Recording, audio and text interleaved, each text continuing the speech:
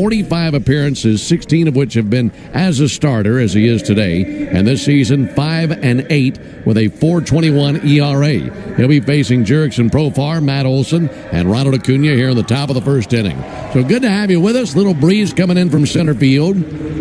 Overcast skies, but hopefully dry skies as well. We've had a lot of rain in this series. Profar's ready. So is Brad Lord. Final game in this series. And now for the ball game. The first pitch, a called strike. Starting up right on time at 4:05 Eastern, 3:05 Central, and 70 breezy degrees here in Washington, D.C. Here's the 0-1 pitch on the way to Jurickson Profar. He'll send one foul. What jumps out to you, Darren, about Brad Lord? Well, Ben, you talked about how he's making that transition from a reliever to a starter, and so he's kind of had to expand his repertoire here. He's a four-pitch guy, low arm slot righty, so that really predicts how his ball is going to move. There's the 0-2 pitch. There's a ball high. 1 ball and 2 strikes. Speaking of things moving, you just lost your game notes and everything that you didn't have under a paperweight. His breaking ball moves more than my scorebook. Just flew off the counter there. Here's the 1-2 pitch. Profar sends one foul. The time of the first pitch, as always, brought to you by Schumann Farms. Look for real sweet brand Vidalia onions from Schumann Farms in a store near you. Profar 3 for 11 in the series. Switch hitter batting from the left side against this righty Brad Lord. Here comes the 1-2 pitch. Profar takes a ball high and outside. The interesting about Lord is he's about 70% fastballs, which is really rare in today's game. You don't see starting pitchers throw that many fastballs. It's a four-seam and a sinker. Sinker's pretty good on righties. 2-2. And a ball punched to short. Up with it, C.J. Abrams has it. Wings it over to first base and one down. So as far as secondary stuff, is the slider what stands out more than anything? Yeah, that's probably his most used pitch. He just got Jurickson Profar out there with a changeup, and I mentioned that arm slot because that makes his balls move a lot horizontally. So that's something these Braves hitters are going to contend with. Not a ton of sink, vertical movement on it, but a lot of sideways movement. Matt Olson, the batter. Base is empty, and Matt takes the ball outside. What a run it's been for Matt Olson. Second half of the season, and really here lately in the month of September. You want to talk about finishing on a high note. He's doing exactly that. 1-0 pitch. That'll miss inside. Matt Olson has at least one extra base hit and at least one RBI in 5 consecutive games, and both of which are the longest such streaks in baseball right now. 2-0 pitch, and there's a called strike. Able to get a changeup over. He has not had longer streaks of either since concurrent 7-game runs last August. Here's the 2-1 pitch. That'll be fouled back. 2 balls and 2 strikes. But it's not just the big numbers for Matt. It's when he's delivered those big numbers. He's had some clutch homers, extra base hits, including the triple last night in the 10th inning that served as the dagger in that Braves 5-0 win. Here's the 2-2 pitch all the way to Olson. That'll be lifted in the air down the left field line. Coming over and playing it on a bounce next to the line is Dalen Lyle. And it's a base hit for Olson. 1-out single, and he's aboard for Acuna. Yeah, it's just rinse and repeat for Matt. He's just hitting the ball hard. Now, we've seen that particular hit location down the left field line, I think, 3 times this series. Got a couple doubles out of it. He's just consistently hitting the ball hard to all fields, and when you're doing that, you're having a real nice September. So he's at first. Here comes Ronald Acuna. Ronald also played a massive role in that Braves win last night with his leather, particularly. And Acuna swings and fouls one back. Braves getting their first hacks at Brad Lord. We mentioned that they've seen him before, but that was as a reliever. Last start for Lord, 6 innings against the Pirates on September 12th. 3 runs on 7 hits allowed, no walks, 4 strikeouts, and got a no decision in a game the Nationals won. 0-1 pitch, and Acuna fouls one back. Mentioned that he has made 16 starts prior to today and 45 total appearances. So if you just focus in on what he's done as a starter, that's how the Nationals view his future is in the rotation. He's gone 4-7 as a starter and a 4.93 ERA in their rotation. Here's the 0-2 pitch. Acuna takes a ball high, 1-2. Yeah, I remember coming into spring training this season that the Nats had too many starters. And, some guys didn't pan out. Some of them got hurt or traded, like Michael Soroka, old friend. 1-2 fouled back by Acuna.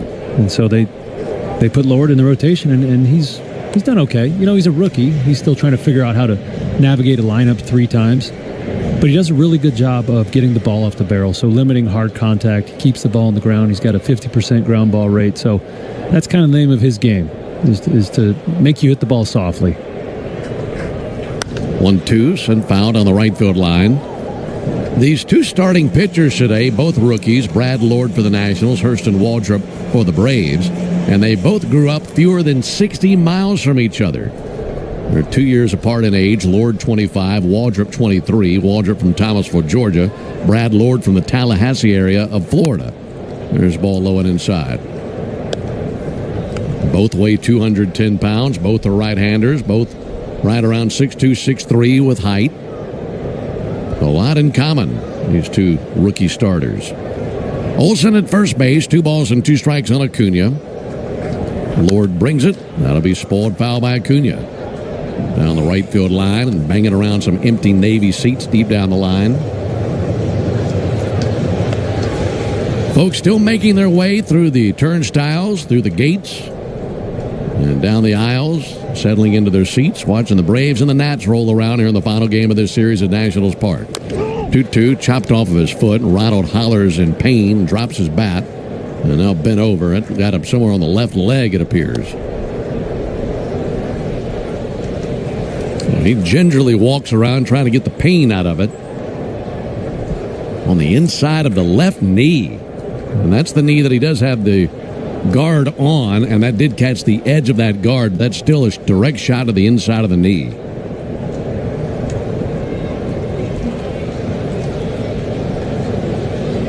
This will be the 20th pitch of the inning from Lord. We're scoreless in the top of the first inning. 2-2 and a pop-up.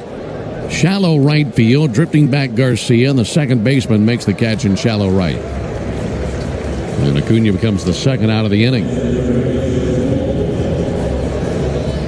It's funny, no matter how many guards you put on your leg, you're going to hit it just an inch to the left of it. Yeah, he's got about as many guards as you can have on that left leg, but he smoked himself. Yeah, he's covered like RoboCop down there. Needs like a bomb disposal tech suit. 2 down now for Drake Baldwin.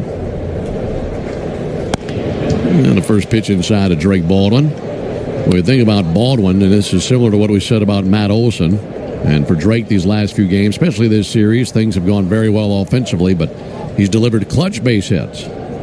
Came off the bench and delivered a pinch hit, go-ahead double in last night's 10th inning to plate the first run of the game. There's a called strike on Baldwin. And the run would stand as the game-winning RBI. So Baldwin now has 11 RBIs this season in either game-tying or go-ahead plate appearance opportunities in the 7th inning or later. That's the most by a rookie in baseball. There's a ball outside. So it's not just the numbers, it's the clutch numbers for this rookie Baldwin. Yeah, nothing scares him. And last night came with 2 strikes as well. We talked about this year what a good hitter he is with 2 strikes. Half of his home runs, 8 of 16 coming with 2 Ks. So, yeah, a lot to like about Drake Baldwin's game. 2-1, little bit low, missed with a changeup. Lord really likes that changeup against the lefties. Matt Olson at first base, 2 down, no score in the top of the first inning. This will be Lord's 25th pitch here in the top of the first. 3-1, pounded out to second, down on his right knee. Garcia's got it, up on his 2 feet, and throws from the first cut of the grass in right field over to Josh Bell for out number 3, and a 4-3 put out into the top of the first inning. No runs, 1 hit, no errors, and a man left. Braves nothing, and the Nats coming up when we come back.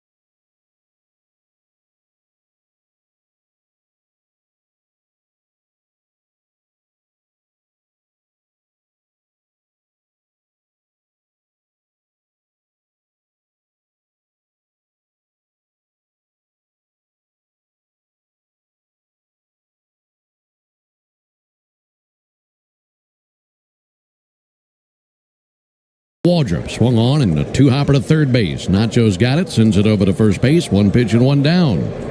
So James Wood at the top of the order on his birthday today. Now 0 for 1 and 0 for 10 in this series. Hurston Waldrop on the mound for the Braves. Here's the leather around him. Matt Olson at first base. Ozzie Albies is at second. Ha-Sung Kim is at shortstop. And Nacho Alvarez is at third base. Tell you about the outfield after this pitch on the way to C.J. Abrams. And he takes a first pitch strike. Jurickson Profar's in left field. Michael Harris out there again in center. Ronald Acuna's in right field. Catcher is Drake Baldwin. And the right-hander Hurston Waldrop on the mound. Abrams swings and fouls off a cutter, making 0-2 on young C.J. Abrams. Waldrop, 6'2", 210-pound right-hander from Thomasville, Georgia. 23 years old. Abrams takes the ball low and outside. For Waldrop, a record of 4-1 and a 2.78 ERA through 8 appearances, 7 of which have been as a starter. 1-2 is outside, 2-2. That last outing for Waldrop got roughed up in a way that he hasn't been roughed up this season. That was on the 12th of September. Faced the Astros. Went 4 2/3 of an inning, gave up 8 runs on 8 hits, walking 2, striking out 4, taking the loss. And he gets a big swing and a miss there to curveball for strike 3, and a much better start already in this one. Yeah, absolutely. Yeah, it was a beautiful curveball there. Rare strikeout for Waldrop on any pitch besides his splitter. That tells you how good that pitch is. But yeah, I mean, Hurston got roughed up a little bit last game. What stood out to me is that it was his lowest in-zone rate of his season. So he only threw 45% strikes in that game. First pitch, a called strike on Josh Bell. And only 2 walks, so the walks weren't all that big of a deal. But if you don't throw enough strikes to entice hitters to swing at your splitter, well, Hurston's in trouble. Kind of spoils the effectiveness of that pitch then, doesn't it? Yes. And watching him pitch, most of his games where he does struggle, it's when he doesn't have good command of that split finger. It's such an important pitch to him. 1-1 pitch, low and inside, 2 balls and a strike on Bell. Well, this last little run for Waldrop, a really good test, because prior to these last 3 starts, I mean, he'd just been grooving. Everything was working well for him. Splitter was working really well. Here's the 2-1 pitch, and there's a ball low. And I look back at these last 3 starts that he's had. All 3 likely postseason opponents. Phillies, Mariners, and Astros. And a really good barometer for where he is as a rookie, facing some of the best lineups in baseball. Here's the 3-1. And there's a called strike. And of those 3, there was really only one really bad one. Yeah. That was the Astros start. Yeah, he's certainly handled himself well. That game in Philly really sticks out to me. Where he neutralized that tough lineup, especially with all those veteran left-handed hitters that they do have. Looking for a 1-2-3 inning. 3-2. Fouled back by Bell. You look at the first 7 appearances of the season for Waldrop. He allowed just 6 runs total in those 7 outings. Then he allowed 8 runs in his most recent outing. So that certainly seems like the outlier, back to what he was doing today. 3-2, and he goes fishing. Went down for it, missed every stitch of that splitter, and it's a 1-2-3 inning composed by Hurston Waldrop, complete with 2 strikeouts. We go to the top of the second inning, no score in D.C. When you open a Corona,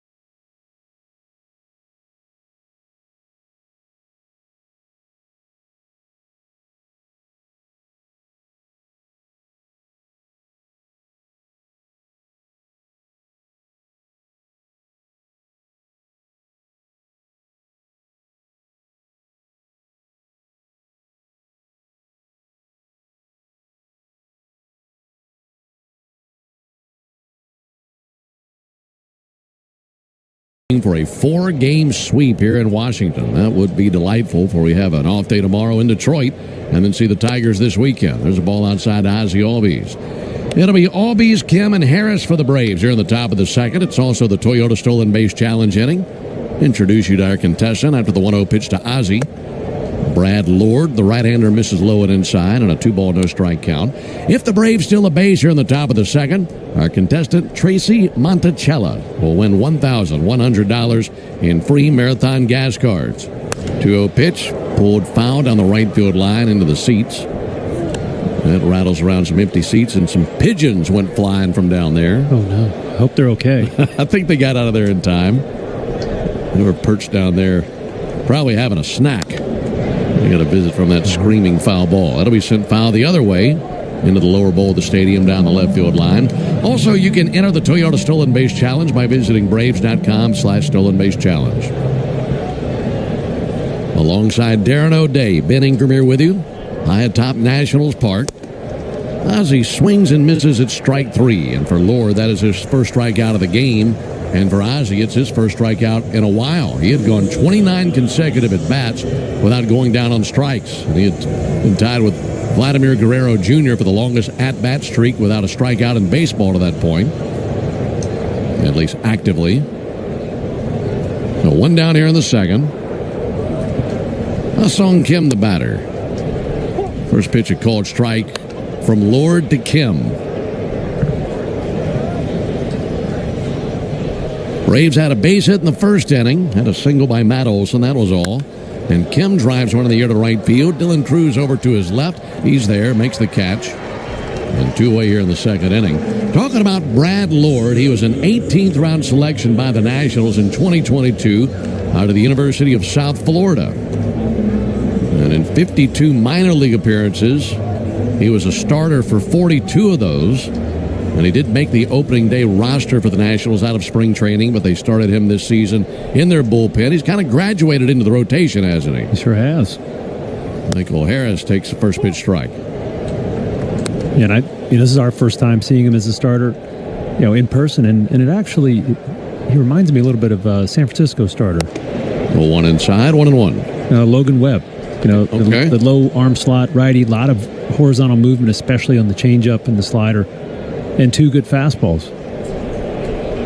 Yeah, that Webb sinker is something else. That'll be fouled back by Harris. Seems like when you do make contact against him, it's just beat into the ground. And next thing you know, you've been playing for 2 hours. You're already in the 8th inning. That'll happen against Webb. Harris awaits. 1-2 pitch. And a called third strike. Slider on the outside corner. Pretty nasty pitch by Lord. And the Braves go down in order in the top of the second. We go to the bottom of the inning. Still no score in Washington.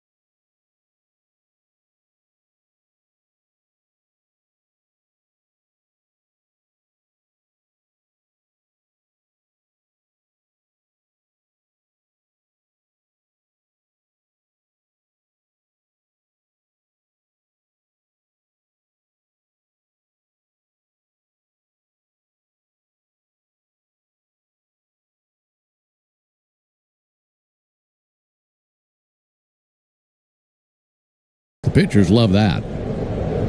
We're just hoping to keep that tarp on the spool down the left field line, keep it out of play. There's a bouncer found on the first baseline. Well, that grounds crew was really working hard yesterday, weren't they? Yeah, they worked as hard as us. If not, maybe just a touch harder.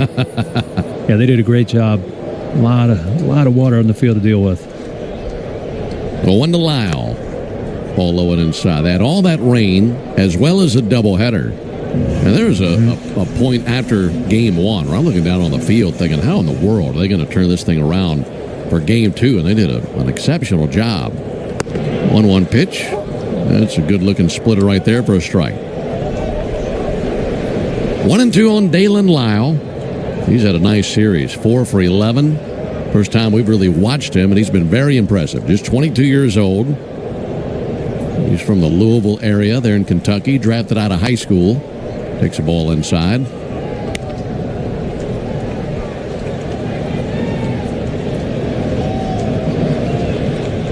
Lyle was 0 for 4 in the finale last night of that doubleheader, and he starts off his day today 0 for 1. Swings and misses over the top of a splitter. 3 straight strikeouts for Waldrop going back to the first inning, and I want to go back to that first strikeout because you expect this swing and miss with 2 strikes on the splitter. He gets so many strikeouts with the splitter, and I think it might have changed some things in the Nationals batters' minds seeing that curveball for that first strikeout. Yeah, that was a really good curveball to C.J. Abrams for the strikeout. Yeah, coming into today, 37 of his 42 strikeouts coming on that split finger, and you know, it's great because it's a nasty pitch, but you would like that to be a little more diversified. 1-0 to Garcia, fouled back 1-1. And, I mean, out of the gate already, you can see that he's much more crisp than his last start against the Astros. The fastball location has been great. Really sharp curveball, and in that last at-bat to Lyle, he threw a split for a taken strike, and that's really important. 1-1 to Garcia. There was a curveball for a taken strike there, 1-2. So if he's looking to be more diversified, especially with 2 strikes, and throws something else instead of just the splitter all the time, is the curveball the answer? Here's the 1-2 pitch. That'll be fouled back. It really depends on how you got there. If you've set them up to make them look for the split, I think the fastball is probably the most different and likely to get a swing and a miss than that splitter. Curveball, I mean, it plays well as long as he executes it. 1-2 missed a little bit low. And more than likely, he's just going to keep chucking that split finger up there until they have to swing at one. And that's why I say that throwing it for a called strike is so important, because now they can't just ignore it and say, oh, that's a ball. 2-2 pitch. Struck him out. Used a curveball. So another strikeout on a curveball. That's now 4 straight strikeouts for Hurston Waldrop. Folks, only the original Louisiana brand hot sauce is bold enough to be the official hot sauce of the Atlanta Braves. The original Louisiana brand hot sauce, the official hot sauce of our pregame meal. That's Louisiana Hot. Buy you some.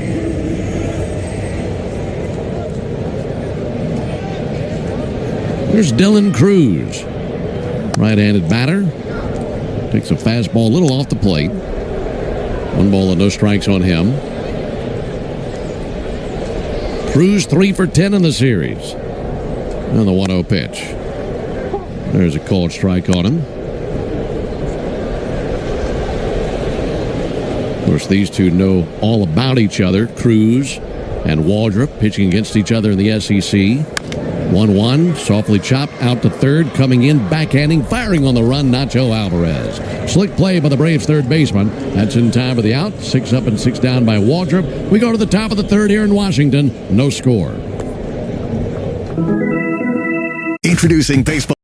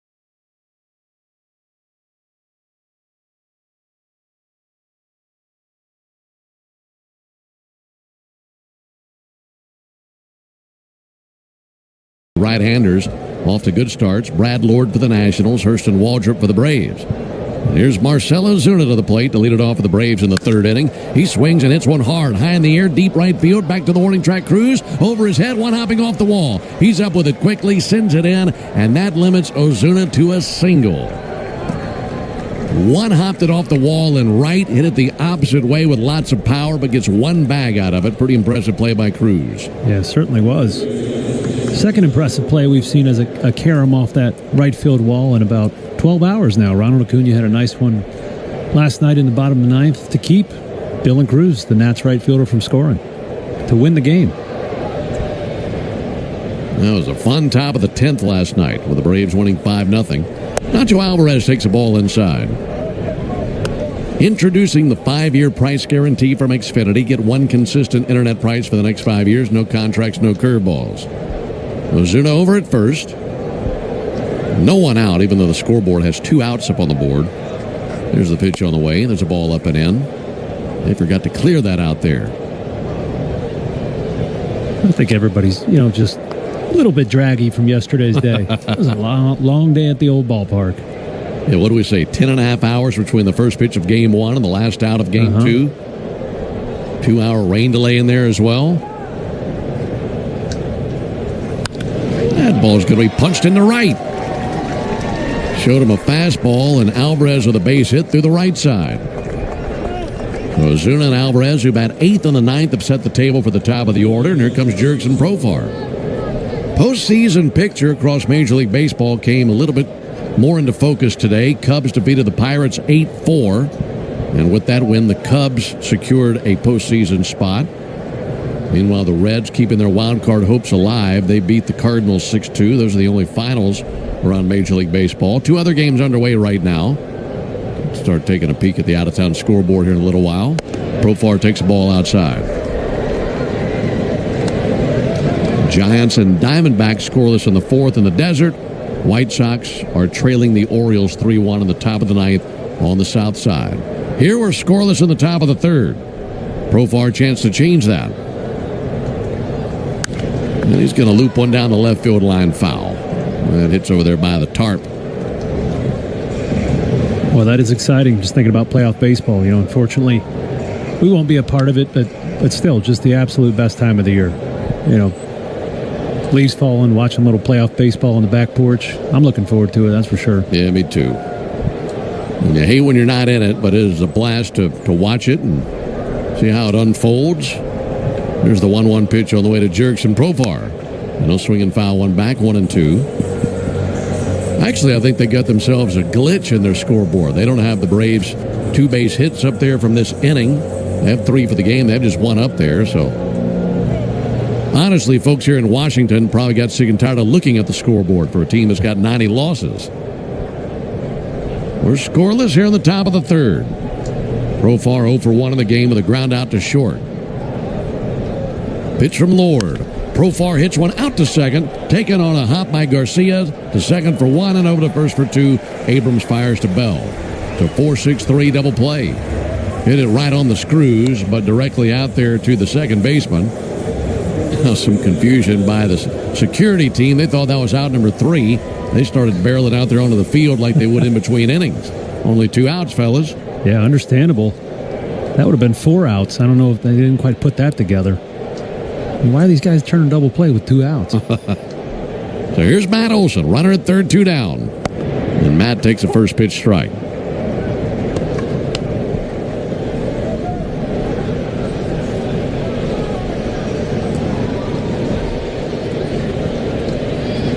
Olson with a single in the first inning. He'll take a ball low. That slider from Lord missed. 1 ball and 1 strike on Matt Olson. Yeah, Lord better be careful with that slider. We know Matt's having a great September. 6 long balls, batting .364 in the month. 1-1 pitch and a high pop-up.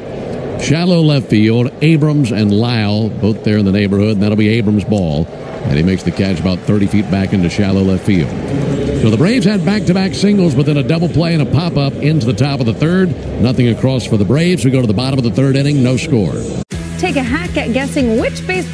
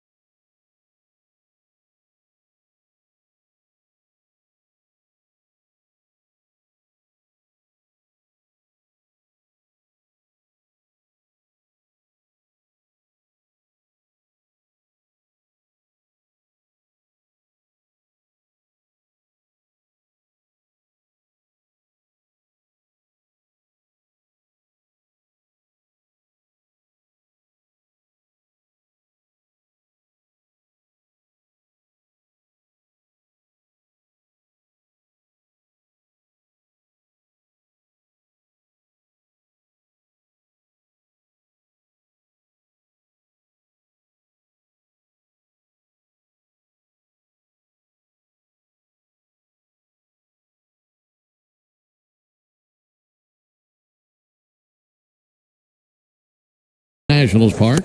First pitch swinging and missing, Riley Adams. Folks, you need all the energy you can get for game day. And at Georgia Power, we know that energy costs are an important part of every budget, and we're committed to providing tools and assistance to make a difference so you can save energy for the game. Learn more at georgiapower.com/myenergy. Called strike, use the splitter to hit the inside corner, and quickly 0-2 on Riley Adams. Deep breath by Waldrop. Wind up in the 0-2.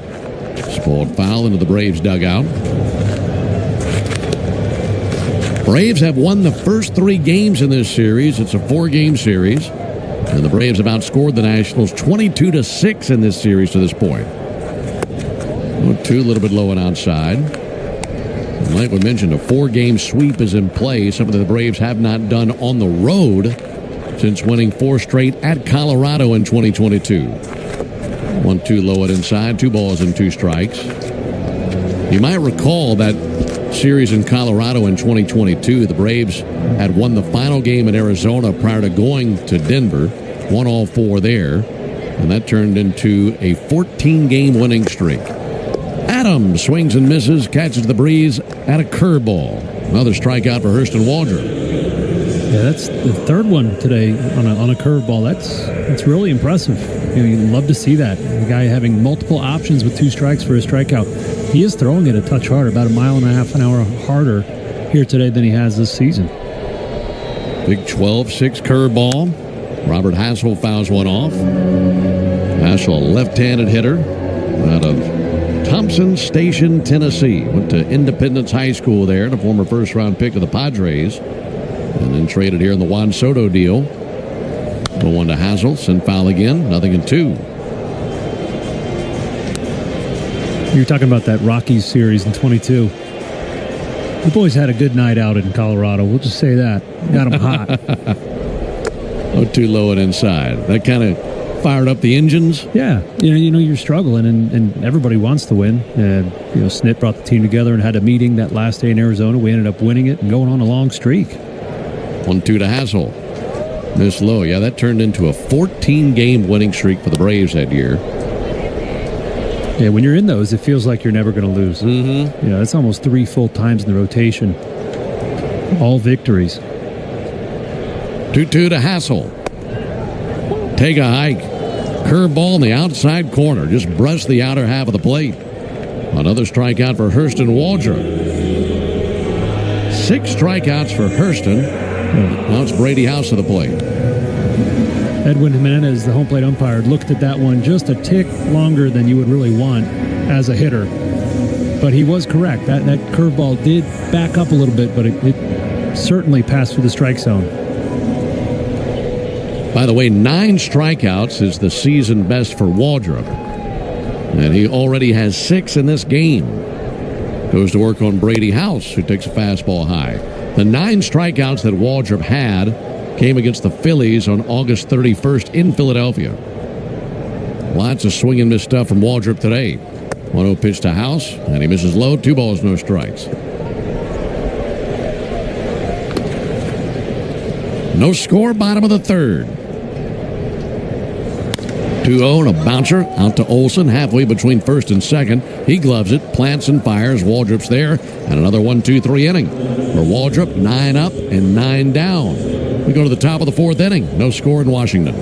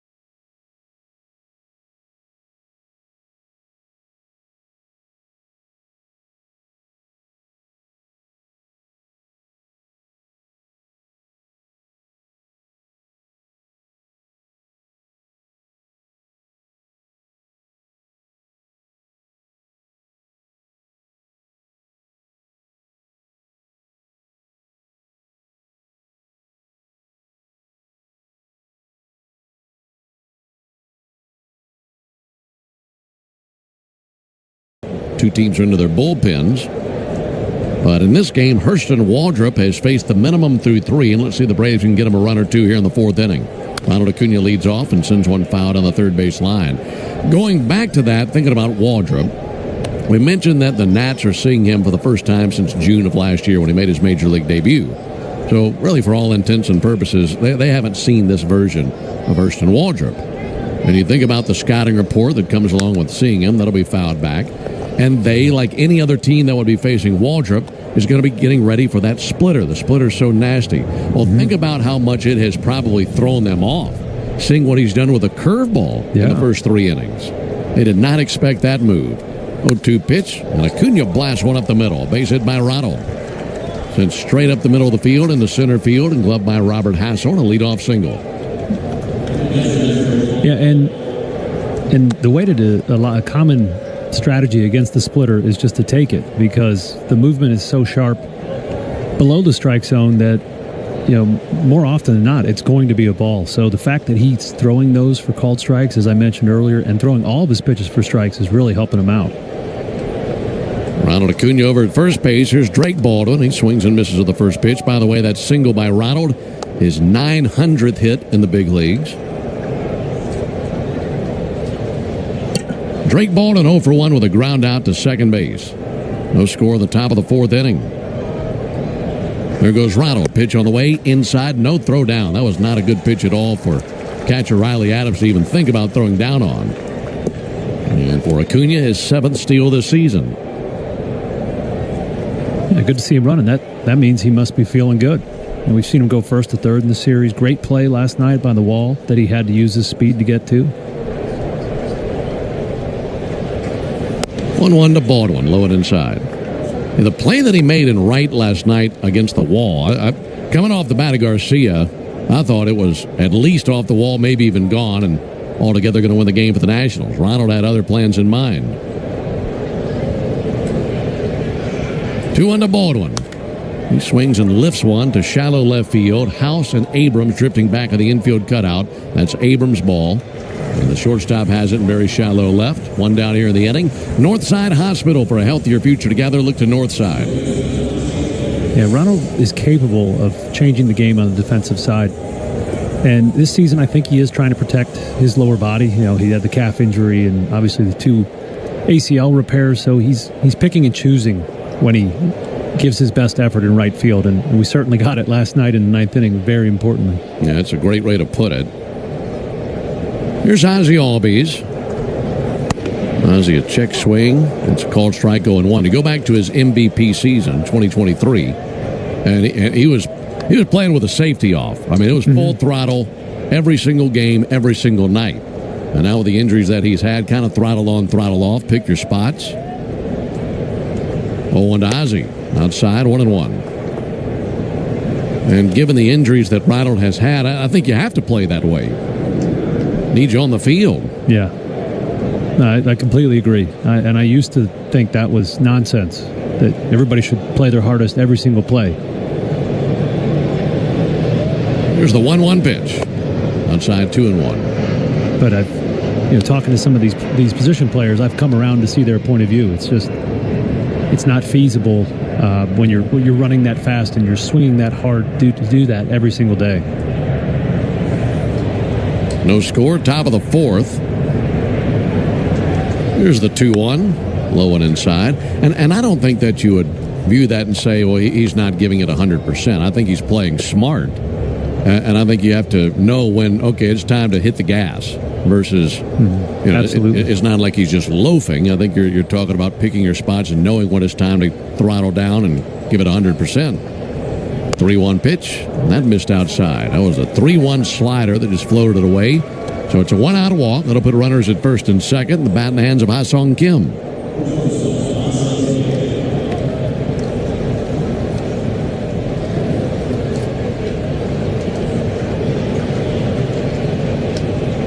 A chance to strike here versus Brad Lord.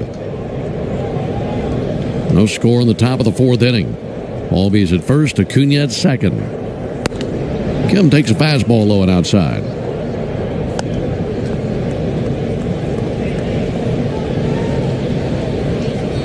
Lord at 60 pitches, 37 strikes. He has 2 strikeouts, 1 walk. 1-0 to Kim. Nothing wrong with that. Right at him with a sinker for a strike.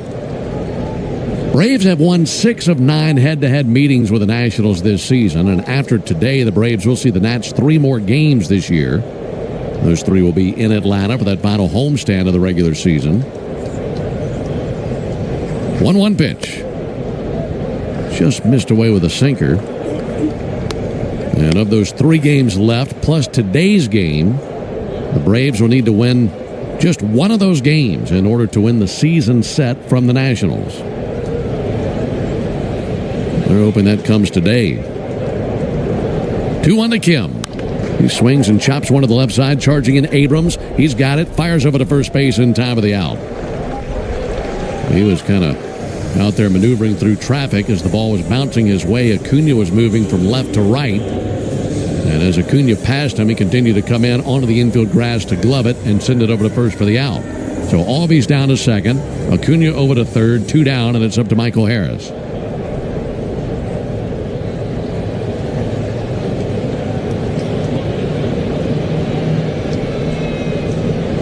Harris 0 for 1 with a strikeout. First pitch tipped into the mid of Riley Adams for strike 1. Harris went down looking to end the second inning. But he's got a big opportunity right here to drive in a couple of runs. 1 swung on, missed. Fastball in the inside corner to the left-handed hitter. Harris has 79 RBIs this season, so a base hit gives him at least 80, likely 81.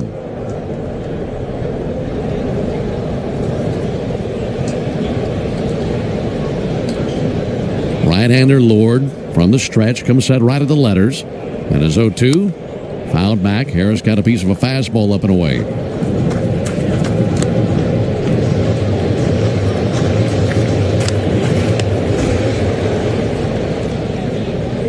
Matt Olson leads the team with 91 RBIs, and then there's Michael with those 79 of them.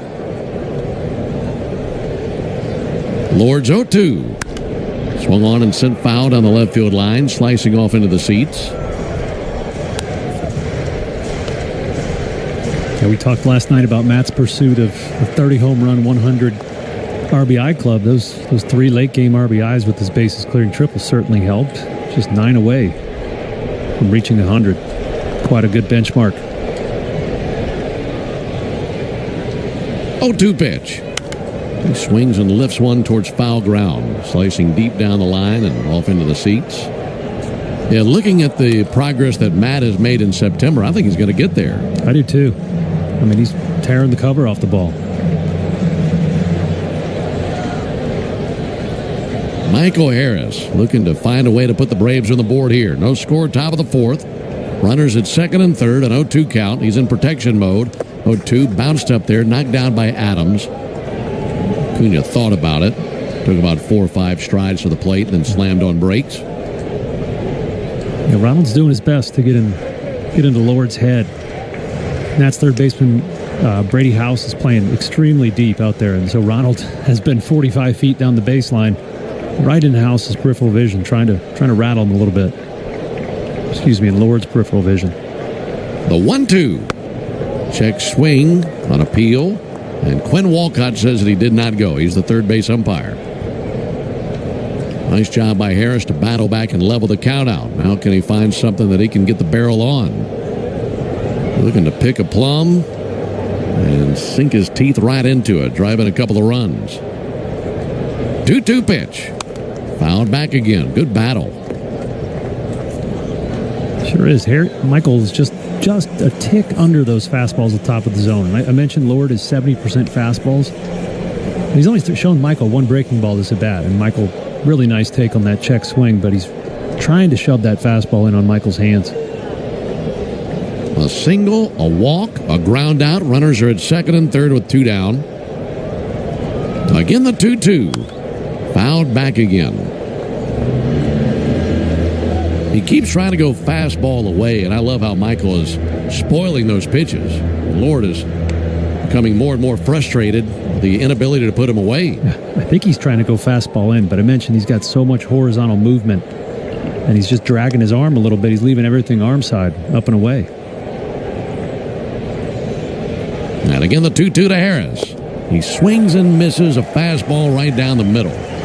And that ends the top of the fourth inning. The Braves were threatening runners at second and third, but they cannot come through. No runs, one hit, no errors, and two left. Into the bottom. Let's see if we can figure.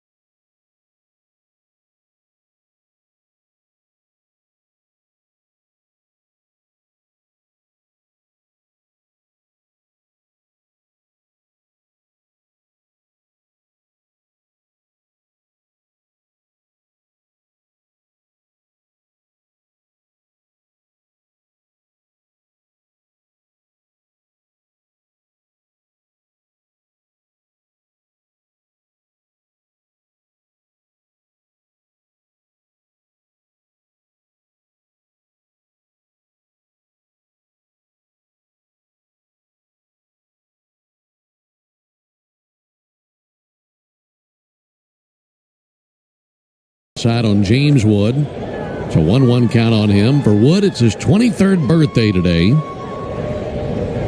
Here's the 1-1 pitch. Wood, a hack and a miss. If you looked at his numbers altogether this season, you'd say a very productive season for Wood. 27 homers, 88 runs batted in. But if you really did a deep dive on when those numbers have come, you'd be very disappointed with how his season is coming to an end. There's a ball low. Through June 30th of this season, he was batting .283 with 22 homers. Since July 1st, he's batting .219 with 5 homers. 2-2 and a bouncer over the mound. Kim to his left to the second base side of the infield. Clubs and fires, gets the out. And one down here in the third inning. So the sky has been falling on Wood here in the second half of the season. I mean, the numbers have gone straight down. And suddenly... Yeah, he's got so much swing and miss in his game. He's leading the league in strikeouts, 209 of those. I mean, he's threatening the single season record. C.J. Abrams takes a ball outside. And early in the season, it seemed like every ball that he put his bat on was going to be extra bases. I mean, he was hitting everything so hard. He's just missing that now. 1-0 to Abrams, fouled back. Well, they're trying him in the leadoff position today. This is the 33rd game this year he's batted leadoff. Talking about James Wood. But so young, 23 years old, like we mentioned. Two young ones towards the top of their order, Wood and Abrams. Abrams, the Atlanta native, takes a strike on the outside corner.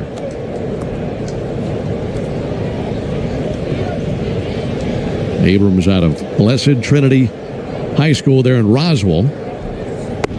He'll take a ball outside, 2-2. He was the 6th overall pick in 2019 out of high school by the Padres. Signed with San Diego over his commitment to play at Alabama. And then was in that trade that sent Juan Soto to San Diego and Abrams, among others, here. 2-2 to Abrams. Low and inside, 3-2.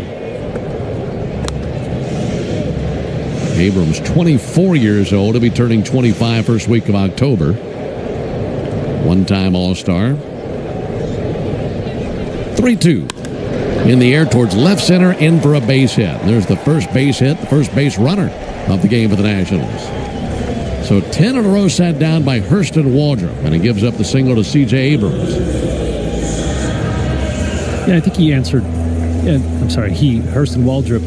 We talked about his rough outing last time, giving up 8 earned runs against the Astros, and thus far he certainly has answered the question: how is he going to bounce back? How's this young pitcher going to react to the worst outing of his career so far?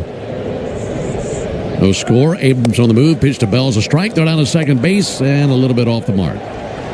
Throw down by Baldwin had Ha-Sung Kim reaching across his torso to his right towards the shortstop side of the infield, then had to come back with a tag. By then it was too late. So Abrams with a single and a stolen base, and he's in scoring position.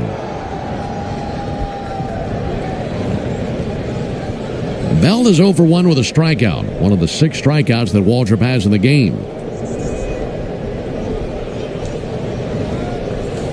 0-1, bounced up the first base line and foul. Also here in the 4th inning, as you know by now, it's the Tidal Wave Auto Spy inning. And Tidal Wave is making Braves country clean car country all season long. If the Braves pitch a scoreless 4th inning today, Tidal Wave will offer half off their Best Watch membership tomorrow. Learn more at TidalWaveAutoSpa.com/Braves. Hopefully you're able to get in there today, as the Braves gave you that discount in the doubleheader yesterday. Chase hit a miss by Bell. And Bell strikes out, and 2 down here in the inning. Yeah, that's Bell's second really ugly strikeout on a splitter down from Waldrop. Just not even recognizing it out of the hand, and probably missing it by a good 6 to 8 inches. So 2 down for Dalen Lyle. No score, bottom of the 4th inning. Waldrop at 55 pitches, 34 strikes. Abrams at second, pitch to Lyle. And a first pitch cutter touches the outside corner. Lyle is 22 years old, former second-round pick of the Nationals in 2021.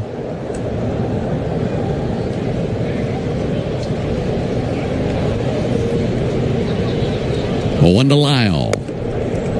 That's in for a strike, right at the top of the zone. Since August 1st, Lyle's .345 average trails only Trey Turner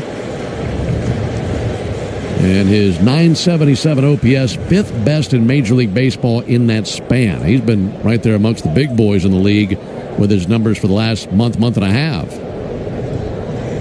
But an 0-2 count. Pitch on the way, and he zaps him with a splitter. Swung on and missed by Lyle. Another strikeout by Waldrop. He has 8 in the game, and he's 1 shy of his season best. We go to the top of the 5th inning. No score. When you open a Corona,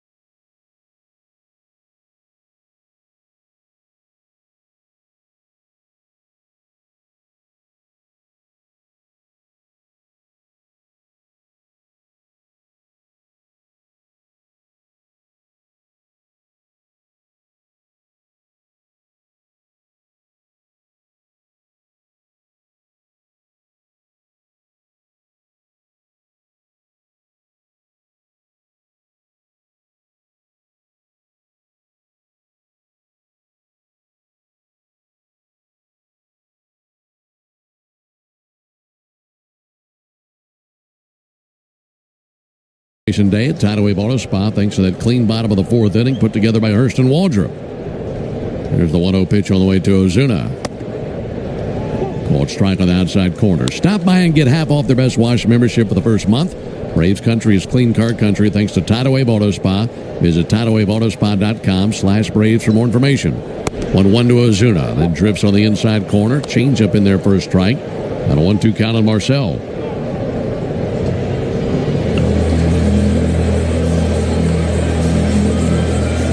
Gray sky over the top of the ballpark today. Still a light breeze in from center field. 1-2 pitch fouled off. Just on the other side of the street of the ballpark, some apartments and condo buildings.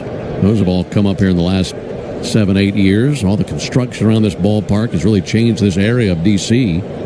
over about the last 10 years altogether. Here's the 1-2 pitch. Ball low and outside. There was once a time where you could sit here in the radio booth and have a clear view of the Capitol Building Rotunda, which is down the left field line from where we sit. We have a partial view of it now. 2-2, little nubber fouled on the first base line. And it's off in the distance, so if you're high enough in this ballpark, you can still see the Capitol Building. Got to be high, though, don't you? Yeah, well, we certainly checked that box. No one's higher in this ballpark than us. And, you know, with this wind that comes in every 3 innings and blows all my papers asunder, it feels like I'm doing the game from the top of the radio tower instead of the radio booth. 2-2 to Ozuna. He's going to hit one in the air out towards first base. A little leap into the air by Josh Bell. He makes the catch. A little flare to first, one down. You've never been more excited to get to Detroit in your life. You know, I love DC, and I don't dislike this booth. I'm just ready for a change of scenery. You just want, when you put your stuff down, for it to stay there on the countertop. I am getting a little frustrated with that, yes. In 4 days of the wind tunnel blowing in here and moving your stuff all over the place. You've been broadcasting inside a funnel cloud for the last 4 games. Nacho Alvarez takes a called strike. Yeah, we had a funny moment yesterday when it was raining into our booth. And, producer-engineer Jonathan Chadwick brings me a stack of napkins. There's a called strike on Alvarez. That sat on the counter for maybe half a second before they just blew up, floated all over the booth. You know, we had debris and paper and all sorts of stuff flying through this booth yesterday. 0-2 pitch. Alvarez sends one foul on the right field line. Kind of had to go old school because you think about broadcasts from 50, 70, 80 years ago. They didn't have all these electronics and things that we have on the countertop. They had a microphone, maybe keeping score. A 2-cent foul. So with all the rain that was coming in, moved the laptop and the tablet and the scorebook and the game notes and everything else. And it was just us, a wet counter, and a microphone. That was it. It was worth it with the 2 wins for the Braves. Yeah, you're right. I am excited to get to Detroit. Can't believe it. I don't think I've ever said that before. Here's the 0-2 pitch. That'll be sent foul. I don't know that anybody's ever said that before. That'll be great. It's a really good ballpark. And I've only worked there one time, but I enjoyed working there. The booth is significantly lower than this one. 0-2 pitch. Alvarez swings and misses at a sinker for strike 3. Strikeout number 4 for Brad Lord. 2 down in the top of the 5th inning. No score, and back to the top of the order to Jurickson Profar. And to put the booth height in perspective with fans, say your company has nice tickets. You're sitting 2 rows up. You're sitting right there next to Matt Olson. You got a great view. And then your family comes to town and you buy some nosebleed seats. Well, that's where we're sitting. Yeah. We just don't have as good a view of the action. Ball outside of Profar. Well, you certainly get a good view of all of downtown Washington, D.C. Yes. And something that I appreciate is the different views of varying ballparks that we go to that swung on and missed. And being this high, if you're working here for 81 games and broadcasting Nationals games, that could be a challenge. But you come in here for 3 or 4 games, and it's definitely a change of pace in terms of your vantage point. 1-1 to Profar, sent foul. Kind of right here towards the confluence of the Anacostia and Potomac rivers. They're right here behind us. In fact, off to our right, you can see down the river and to the other side. Yeah, good view up here. Here's the 1-2 pitch on the way to Jerickson Profar. Base is empty, 2 down. Ball a little bit low and outside. Yeah, I woke up early today and walked around the city just because I used to live here in the off-season and really enjoyed just being in the city. So, yeah. And I sat for 12 hours yesterday, so I had to do something. Yes, you did. 2-2 fouled off. Well, if you get into history at all, and you and I both do, it's something that we both mutually admire. It's definitely a great place to come and visit.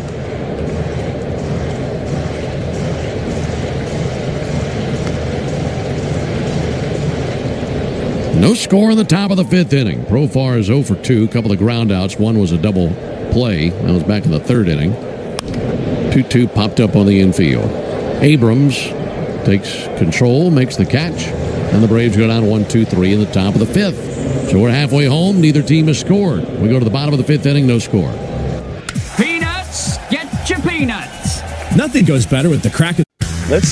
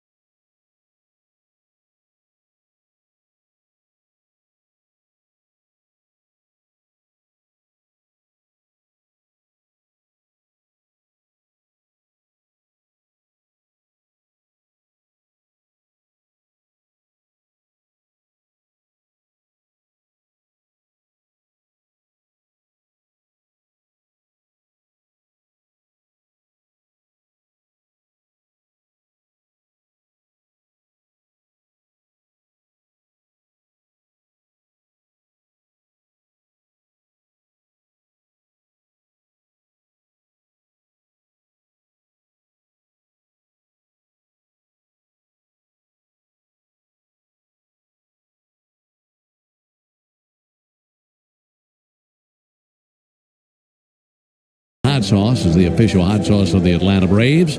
Made with peppers, vinegar, and salt, and the perfect balance to make the food you're eating taste better. It's Louisiana Hot. Buy you some. A 1 misses outside. Folks, we got our fingers crossed right now. As we mentioned, our vantage point up towards the top of the stadium, and looking around, there's rain all around us. There's the 1-1 pitch. He shows bunt, jabs at it, missed. And it's a 1-1 count on Garcia. Looking to the east of us, very rainy over there, and also to the north of us, some rain in the distance as well. So hopefully we're okay, and that misses us somehow.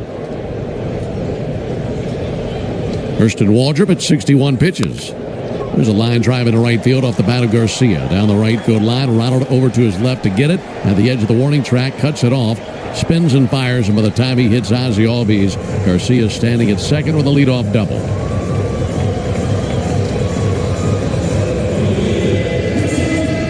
That was the first wayward split of the game for Hurston Waldrop, just up and away. Garcia with an interesting looking swing, just really threw his hands at it, but had enough to get it down in that right field corner. You got a leadoff double here. The good thing you have going for you if you're Waldrop, a lot of swing and miss today, so those strikeouts can really get you out of some jams. Yeah, tons. That was the 28th double of the season for Garcia. First pitch to Dylan Cruz is a ball high.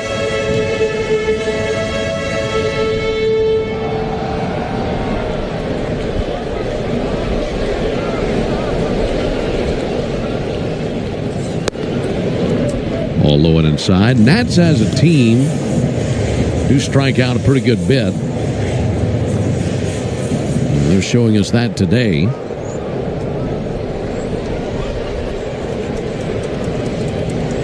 Two-0 pitch.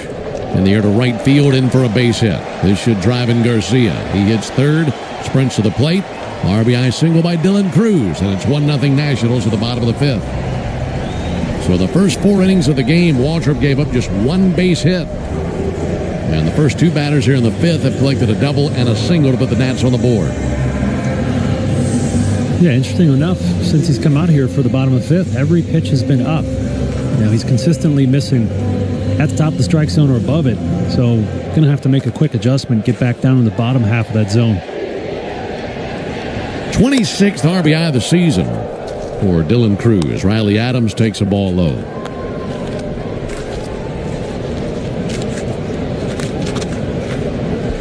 Adams 0 for 1 with a strikeout.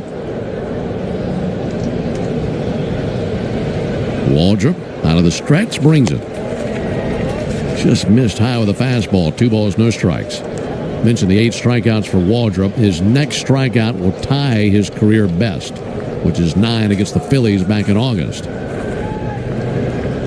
Behind 2-0. The pitch on the way to Riley Adams. Runner goes, pitches a strike, throw down to second base, not in time. That had Ozzie Albies drifting left as he was covering the bag, and when he tried to put the tag down, looked like he got it on the feet of Dylan Cruz, and Cruz had already reached the bag with his hands. Now, these Nats base runners, they're not waiting around. The last 2 games we had, last night's game and today, they hit a single with no outs and they steal second base, and they've done it 4 times in a row. Got to figure out a way to stop that.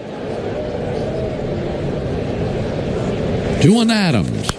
Adams with a looper into right field, coming along Acuna, makes a chest-high catch, and he'll send it in. Holding in second base now is Dylan Cruz. That hard enough to carry to Ronald. That's the first out here in the inning. So now it is Robert Hassel to the plate.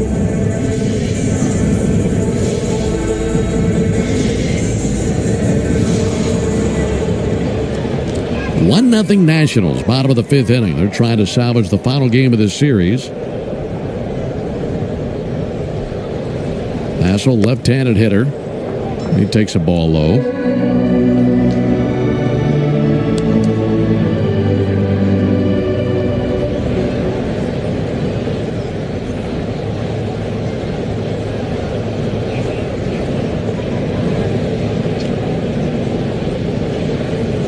From Waldrop. Ball low and outside, 2 balls, no strikes. Nationals hit the road, as do the Braves after this game. Braves, as we mentioned, go to Detroit. We'll see the Tigers this weekend, have an off day tomorrow. Both teams have an off day tomorrow, Braves and Nats. 2-0 pitch and foul into the seats down the left field line. Nationals go to New York. It'll be their final road trip of the season. They go to New York to see the Mets Friday, Saturday, Sunday. Then they come to Atlanta to see the Braves Monday, Tuesday, Wednesday. And then they'll finish the season against the White Sox at home. That should be a ratings bonanza. Here's the 2-1 pitch on the way to Robert Hassel. Waldrop brings it. And a ball low.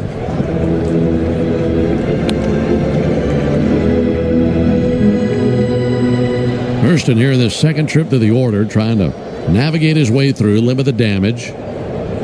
Cruz a lead at second. 3-1, fouled off, 3-2. This is the bottom of their order. Hassel is 0 for 4 in the series, 0 for 1 today.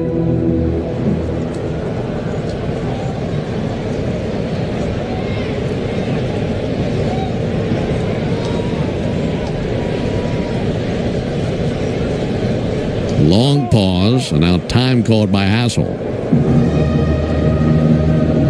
Waldrop had come set and was just gazing over his right shoulder at the runner at second. That's Dylan Cruz. He's doing his best to control that running game. Got to vary your timing to the plate.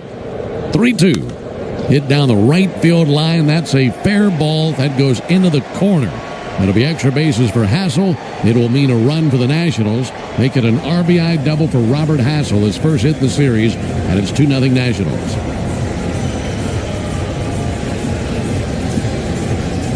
Expect a trip from Rick Kranitz. There he is. Yeah, it's what I mentioned after the last hit. He's just up in the zone, and the name of the game at this level is making quick adjustments, figuring out, okay, do I need to rechange my sights when I'm looking at Drake Baldwin behind the plate? I have to lower my sights a little bit to get that ball back down, because you're living at the top of the zone. These hits tend to pile up.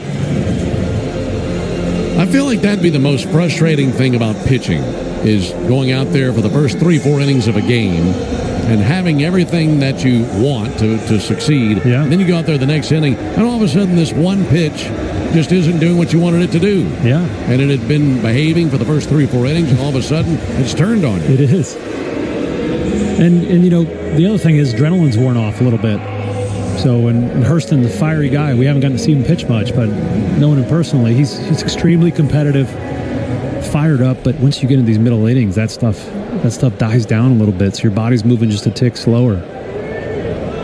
2-0 Nationals. Runner at second, one out, and a fly ball to deep right field off the bat of Brady House, down the line towards the corner, and a foul ball into the seats. That was very deep down the line. 0-1 now on House. Well, and also another element of that is, let's say that one pitch that you're talking about, whatever it may be, just decides to go its own way. You can't figure it out. Well, then at that point, you're trying to put all your concentration into figuring out that pitch, how to make the adjustment, that some of your other stuff can suffer as well. There's a tapper back to the mound, gloved by Waldrop. He plants and fires. That's in time of the out. Advancing second and third, Hassel, and 2 down in the inning. Yeah, it is so frustrating, and that's why it's good to have a diverse arsenal and having a backup plan. If that splitter's not behaving, you're gonna have to go to that curveball more, or live with the fastball. I would say when a pitcher is trying to make an adjustment, he'll get out there to the mound as early as he can before the inning, throw as many warm-up pitches as he can, and really work on that pitch. That's the beauty of having warm-up pitches. Runner at third, 2 down for James Wood. First pitch to Wood, low and in. It's like trying to solve a Rubik's Cube that's fighting back. That's a good way to put it. Twist it and think you got the colors in line, then it twists on its own a different direction, just trying to figure it all out. 1-0 pitch. Ball outside, 2-0 on Wood.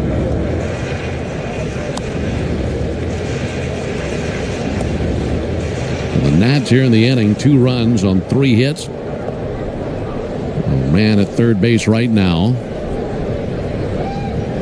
Righty-lefty matchup on the 2-0 pitch on the way to James Wood. They'll swing and miss. Used a splitter right at the bottom of the zone. That's more like it. That's the location he's looking for.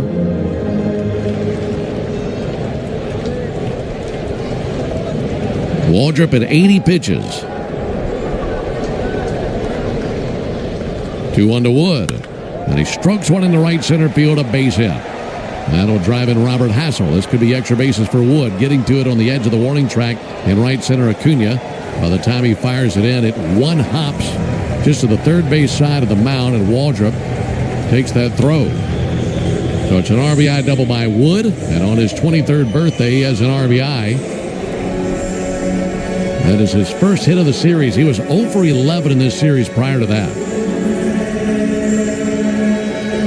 If Waldrop doesn't get that splitter down, Ronald's going to need oxygen out there and right. He's been running gap to the line, to the gap, and just trying to get these doubles corralled. C.J. Abrams takes a curveball in the inside corner. Yeah, everything that's been put in play is had Ronald running all over the place. With that, the Braves have some action in the bullpen. Lefty tossing out there. 0-1 pitch. Popped up. Shallow left center. Kim going out. Profar coming in. Profar still racing in. Makes the catch and then tumbles to the ground in very shallow left. I don't think Kim could find it. Unfortunately, Profar did. He was relying on one of his best friends back there behind him, and Jerkson came through for him. That into the bottom of the 5th. But every game night is a chance to go big with MLB Big Inning.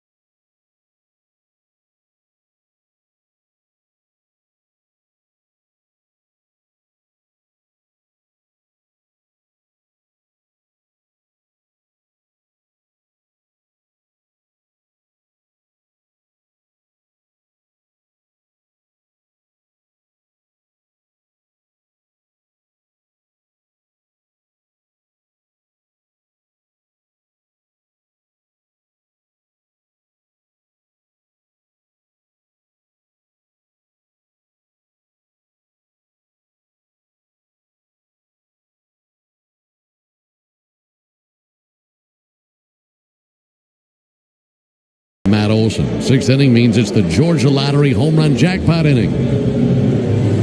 Tell you about our contestant in just a moment. Lord at 94 pitches. Right-hander from Tallahassee, Florida, ready to go to work in the 0-2 pitch.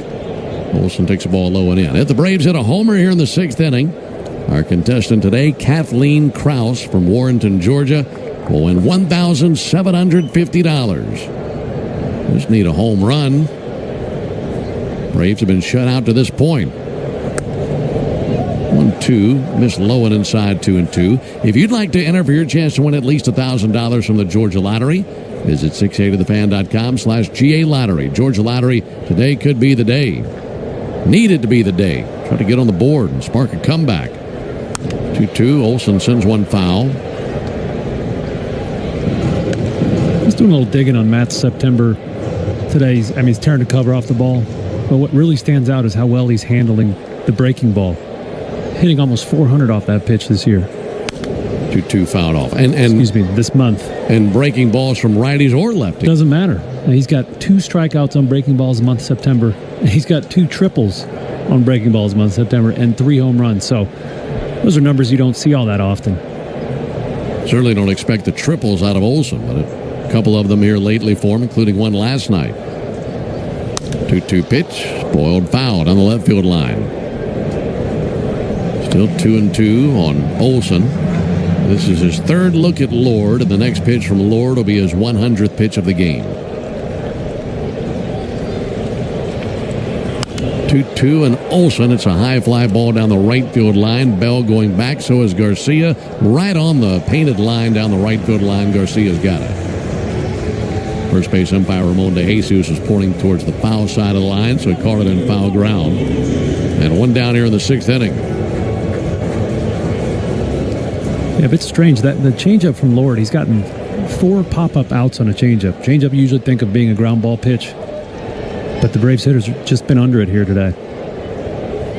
In the hands of Acuna, Braves trailing 3-0, and Acuna laces one into left field. Able to turn around a sinker for a base hit. That's his second hit of the game. 1-out single for Acuna as the Braves try to come back here in the inning. A win today for the Braves would extend their winning streak to 5. And that would match their longest winning streak of the season. Braves had a 5-game winning streak on the road last month with a couple of wins against the Mets and then 3 wins against the Guardians.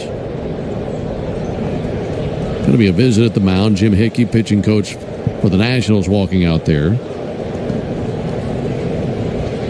Nats with a 3-game losing streak. Their longest losing streak of the season, the Nationals, was 11 in a row, June 7th through June 18th.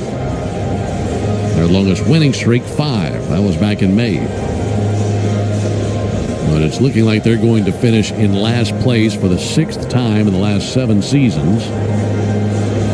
As the Braves are in 4th place, but 7 games ahead of these Nationals. Clayton Beeter is throwing in the Nationals bullpen. That's a name, isn't it? Clayton Beeter, B-E-E-T-E-R. Jim Hickey back down the steps of the Nationals dugout. First pitch on the way to Drake Baldwin. Lord fires, and Baldwin fires back, ropes one towards the gap in left center field, down for a base hit all the way to the wall. Acuna takes off around third. He'll be sent to the plate. It's an RBI double by Drake Baldwin, and the Braves are on the board as Baldwin just pounded one into the gap. A 3-1 game in the 6th. Yeah, the ball smoked by Drake, and he also put the right English on it. Had a little slice to it, so it kept running away from Robert Hassel III, the center fielder for the Nats, just not able to get to it.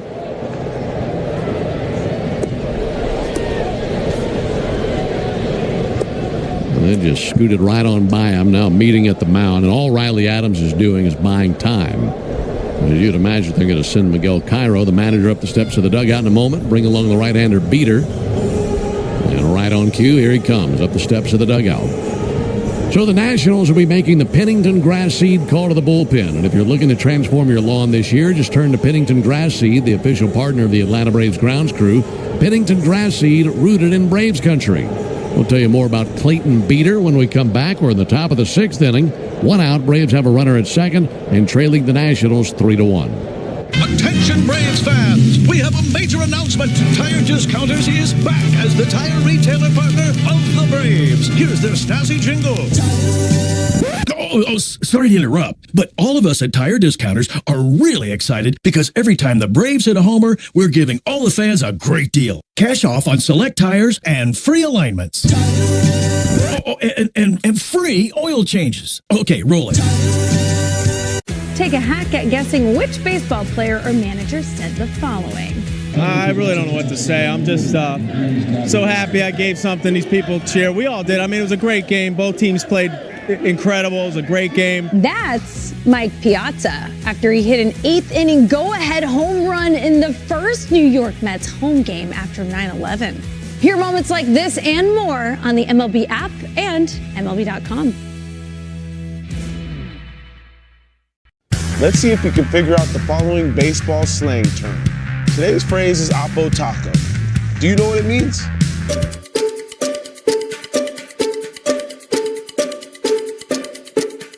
Oppo Taco, a home run hit to the opposite field. Austin Hayes with an Oppo Taco, his 13th, and it's a one-run game. Expand your vocabulary by listening to every game on the MLB app and MLB.com. Double gets the Braves on the board and also chases the Nats starter Brad Lord after 5 1/3 innings pitched. 5 hits, 4 strikeouts, just 1 walk. He is responsible for Drake Baldwin at second base. On to relieve him, right-hander Clayton Beeter, 26-year-old out of Fort Worth, Texas. He was acquired from the Yankees in exchange for Ahmed Rosario on July 26th of this season. And he's been a good pickup for him. Has pitched to a 1.93 ERA with 6 holds and 27 strikeouts in his 20 games with the Nats. Opponents hitting a paltry 0.86 off him. So he's got some big-time stuff. Got a fastball sitting right at 97 miles an hour and pairs that with a slider. Right about 50-50 pitch mix between those two. Ozzie Albies, the first Brave to the plate versus the right-hander Clayton Beeter. Beeter out of Texas Tech. Got a long road to the big leagues, has Beeter. First pitch on the way to Ozzie Albies. And Ozzie takes the ball up and in. For Beeter, wasn't drafted out of high school. Went to Texas Tech in his freshman year, had Tommy John. And things were not going all that well, but he was able to bounce back and have a solid career there at Texas Tech. Drafted by the Dodgers. There's a ball outside Ozzie Albies. Dodgers chose him in the second round of the 2020 draft. And then they traded him to the Yankees in the Joey Gallo deal. That was in 2022. There's the 2-0 pitch. Albies takes the ball low. And then that deal that Darren just mentioned that brought him here for Ahmed Rosario. Beeter is asking home plate umpire Edwin Jimenez to check with third base umpire Quinn Walcott on the check swing. It's a 3-0 count. 3-0 pitch. Outside ball 4. So Beeter comes in and walks the first batter he faces. Yeah, I'm not real sure what was going on there. Seemed like Quinn Walcott did not want to chime in at all. I mean, did Edwin even motion down there? They're asking him to, but obviously he doesn't have to if he doesn't want to, home plate umpire. It's not a guarantee that they appeal if home plate umpire says it's a ball or strike, and in this case a ball. Here's Ha-Sung Kim. Takes the ball high. I tell you what, asking isn't doing him any favors, is it? No. Because he just... That was a really close pitch and didn't get the call. Right. You make a big scene, you show up an umpire, you're not going to get those close ones. 1-0 from Beeter. Then misses low. 2 balls, no strike. So he's come in and he can't find the zone. Inning started with a pop out by Olsen, but then a single by Acuna, an RBI double by Baldwin. Walk to Albies. Tying run at first base. Go ahead run at the plate. 2-0 to Kim. Inside ball 3.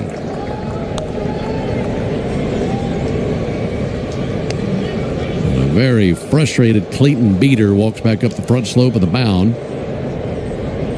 Now his foot on the rubber. 7 pitches, 7 balls. 3-0. There's a strike. Barely. Yeah, it was a generous call there.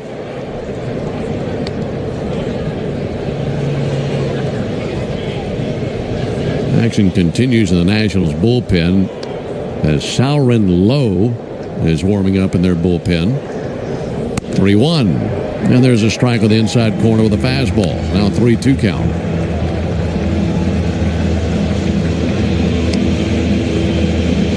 (3-1) Nationals. Braves finally scored a run just a moment ago. They've been shut out for 5 innings, but hoping for a much larger inning than just the 1 run.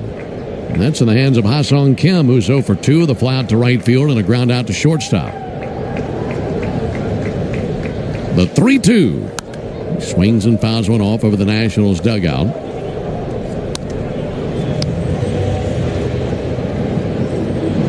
Need a clutch hit right here. Kim has seen 1 slider. Everything else has been a fastball. Right-hander Beeter comes set next to his right ear. Again, the 3-2. Low ball 4. That'll load him up. 97-mile-an-hour fastball that was well under the zone.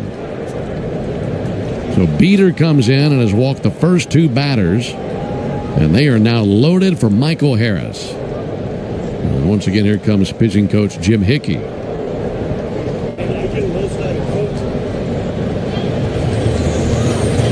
Yeah, obviously, as a relief pitcher, that's the last thing you can do, right? You're coming in to try to put the fire out, and all he's done is pour 2 cans of gas onto it. So Jim Hickey's probably out there. We mentioned just the Beater's 2nd season in the league, so young players usually a little more volatile in terms of their performance. But a manager just wants to know you're going to throw strikes when you go out there. So that's a challenge on a staff. That makes you wonder if he ever mentally recovered from that non-check swing to Ozzie Albies. Mm-hmm. But, I mean, ever since then, he's gone a completely different direction. It took him a while to really overcome that. You could tell he was fuming. So they are loaded with 1 down for Michael Harris. A base hit can tie the game.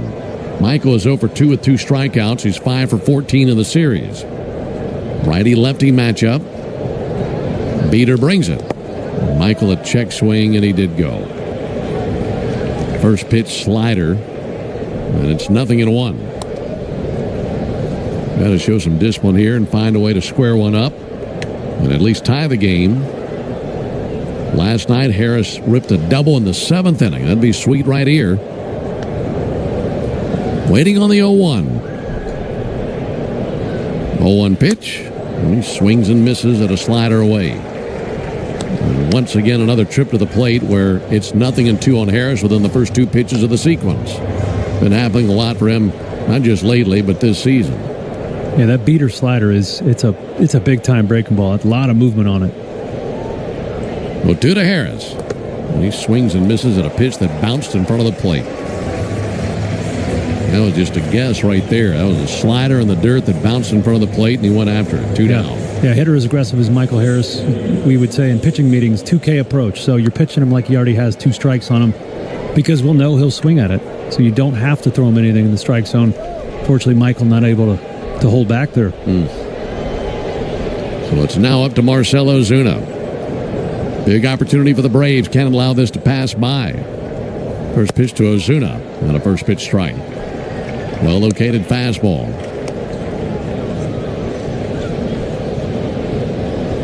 (3-1) Nationals, top of the 6th. Baldwin at 3rd, Albies at 2nd, Kim at 1st. 0-1 to Ozuna. And he swings and misses at a slider down. Now the Braves are 1 strike away from seeing this opportunity just evaporate in front of them.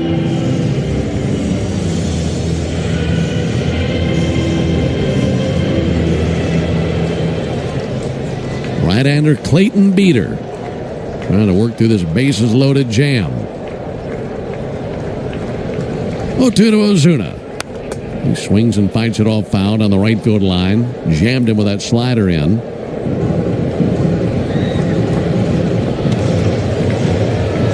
Just don't want to get 2-3 innings down the line and look back on this moment and say there was the opportunity and they missed it.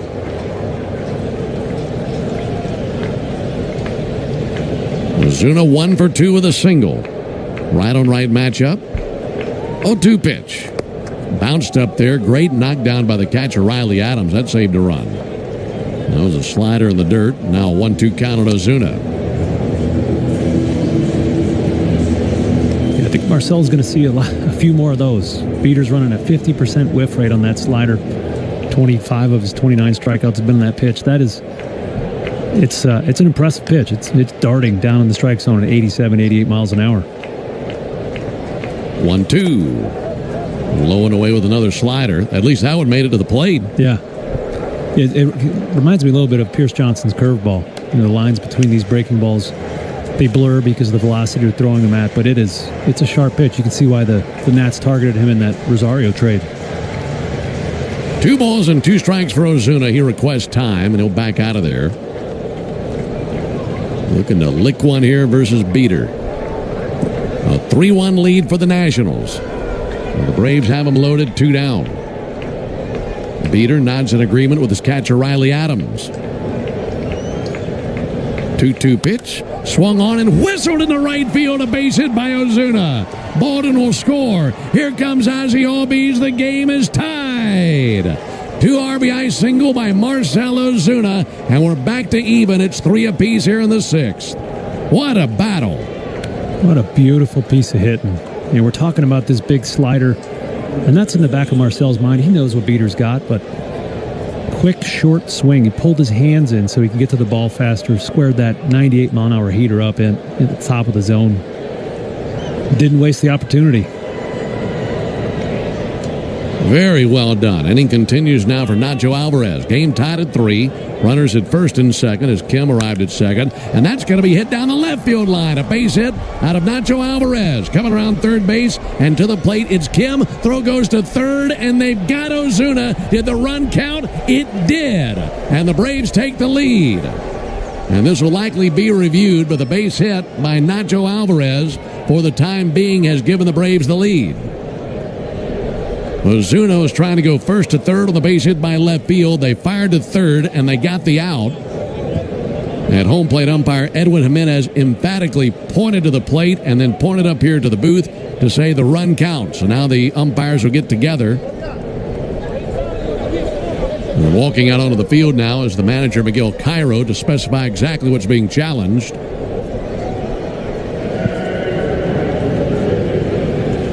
Adrian Johnson is the crew chief and second base umpire, so he made the announcement to the stadium as to the fact that this play will be reviewed.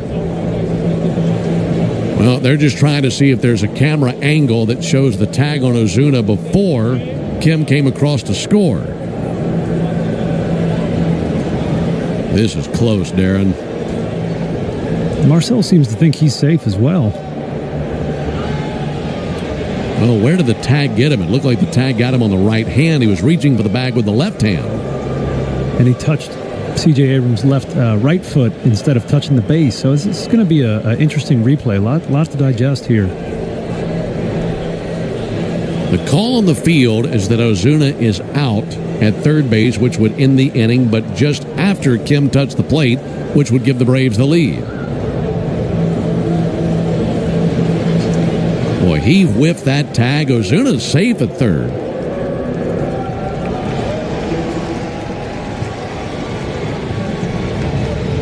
All right, he just made the announcement. The Nationals are coming off the field. We can't hear what Adrian Johnson said from all the way up here.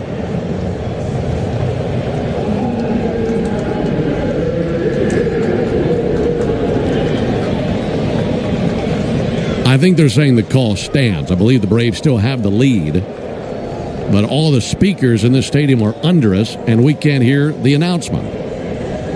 And that will end the inning. We'll try to get some clarification on that, but as it stands now, we go to the bottom of the 6th inning with the Braves on top 4-3. From playing catch in the front yard to backyard barbecues, your lawn is the backdrop to it all.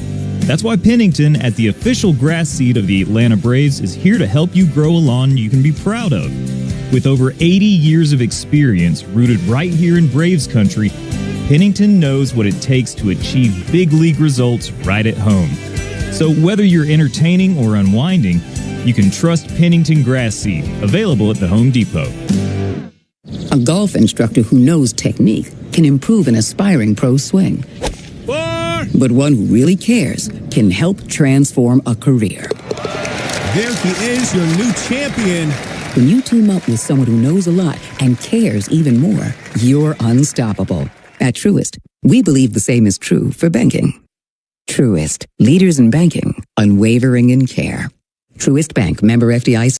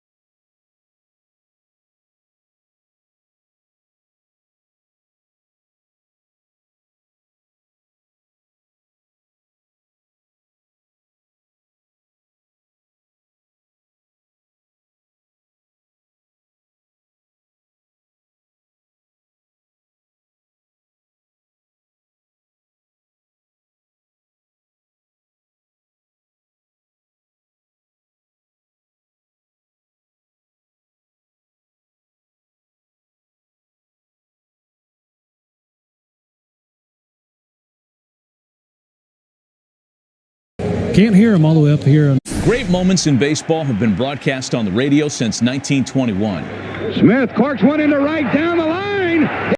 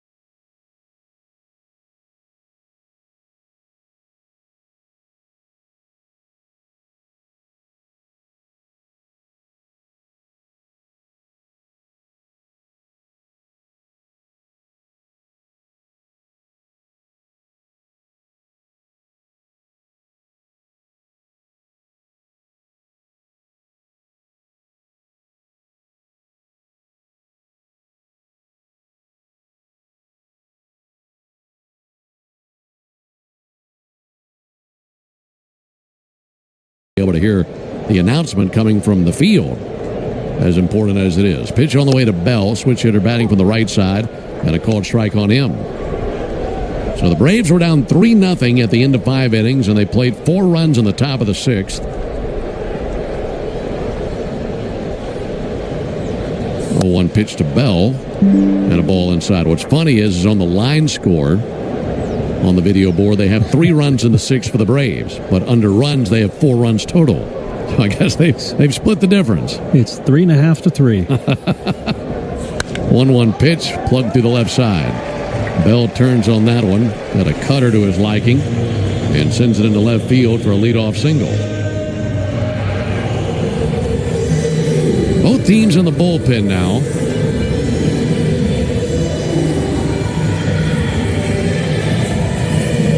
Well, I'll tell you what, The run counts, right? It was a photo finish. I mean, it was a split second where Kim's foot touches the plate and Ozuna got tagged at third. Dylan Lyle takes the ball outside. Well, there's a couple of things about that. Number one, if that's the only angle that they had of the plays taking place simultaneously within the same frame, there was nothing in there to overturn the run scoring. There's just no way. 1-0 pitch, called strike.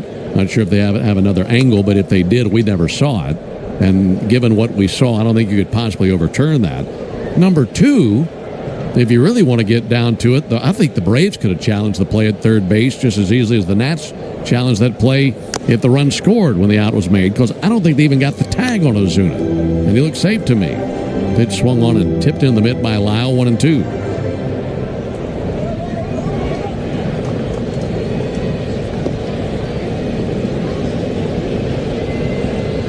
One-two pitch. Dodd misses outside. 2 balls, 2 strikes.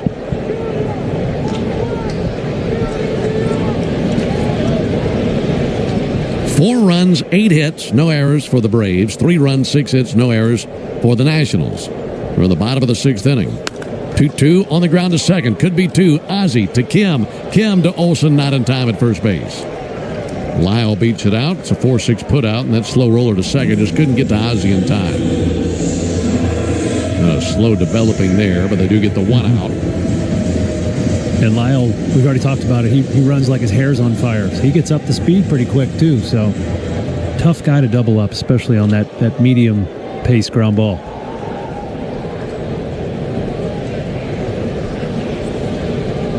One down for Garcia. Pickoff over to first base. Back in standing Lyle. Napa is a proud partner of your Atlanta Braves. With America's largest network of parts and care, Napa has all the bases covered when it comes to your ride. Nacho Alvarez, even with a bag at third. Well off the line for the left-handed hitting Garcia. That'll be fouled back by Garcia. All right, Ben, I got the scoop. Okay, fire away. The Braves challenged Ozuna the out call at third. Nats challenged that the run scored before Ozuna was out. So both teams did challenge on that play. And neither got it their way, basically. Right, exactly. 0-1. Reach and a miss. All right, well, that's good to get clarification. That makes sense why Adrian Johnson addressed the crowd as often as he did 3 times to tell everybody that both teams had challenged an element of that play.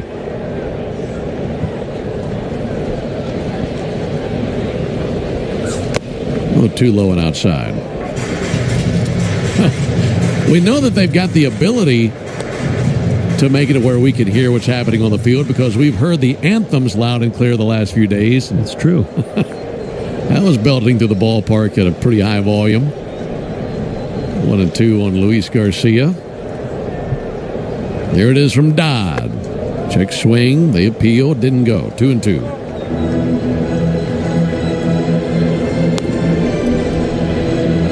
Braves leading 4-3 in the bottom of the 6th inning. One of 2 games underway across Major League Baseball right now. 3 finals that we'll touch on in a moment. Pickoff over to first base. And back in standing over there is Dalen Lyle. Glance at the out-of-town scoreboard delivered to you by Saya LTL Freight, the official freight carrier of the Atlanta Braves. One other game right now with postseason implications. Diamondbacks and Giants are scoreless in the top of the 10th. That sound familiar? 2-2 pitch. Line drive into right field. And a base hit for Garcia. Rounding second on his way to third is Lyle. Throw from Acuna cut off in between the mound and second base by Kim. And the single by Garcia puts him at the corners with 1 down.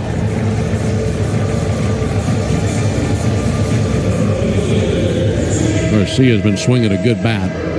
And before Dylan Cruz climbs in, let's pause 10 seconds for station identification on the Braves Radio Network. Never miss a pitch of the Braves. WCNN North Atlanta.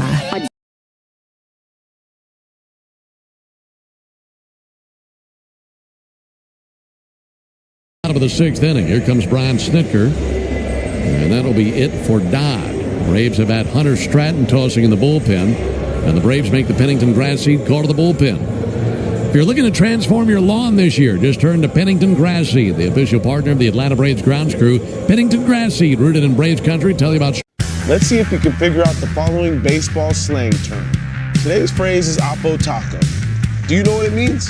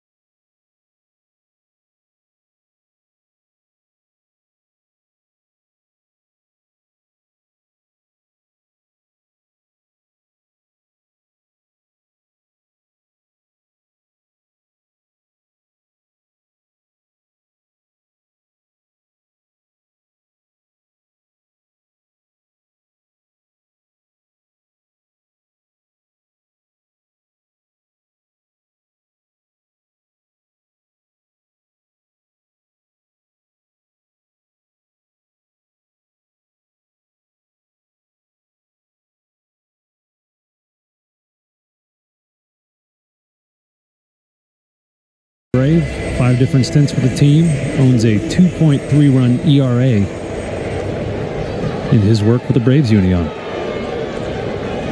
Dylan Cruz is the first man to greet him. Cruz is 1 for 2 with an RBI single. First pitch swinging, ground ball to third, could be 2. Nacho comes to the plate, and they got the runner in a rundown. And now they will get the out between home and third. Boy, that looked like a double play ball all the way. And I'm not sure if Nacho forgot how many outs there were. But he just came to the plate, so they keep the run from scoring, but 2 down. That looked like an easy 5-4-3 double play. But at the same time, Cruz is the runner. Yeah. And he's a really quick runner, so maybe he's thinking they couldn't turn it in time before the run scored. Yeah, those are those judgment calls third basemen have to make, and that's a tough one. You know, as you mentioned, Cruz runs well. So 5-2 put out. I don't think Lyle expected that at all. There's Riley Adams. Adams takes the first pitch strike. Well, he was playing in, and the ball was hit directly to him on one bounce, and you might be thinking, okay, if it comes right to me on one bounce, I'm going double play. Anything else, maybe I come to the plate, but that was right to him. And he came looking to fire to the plate and get the out, which he did. Runners dancing at first and second. 0-1, called strike, good-looking cutter. I actually talked to Austin Riley about those plays at third base, and if it's predetermined before the play. You know, we tell young players in the game, know where the ball is going before it's hit to you. Well, Riley explained to me it's more of a feel play based on the timing and the speed of those base runners.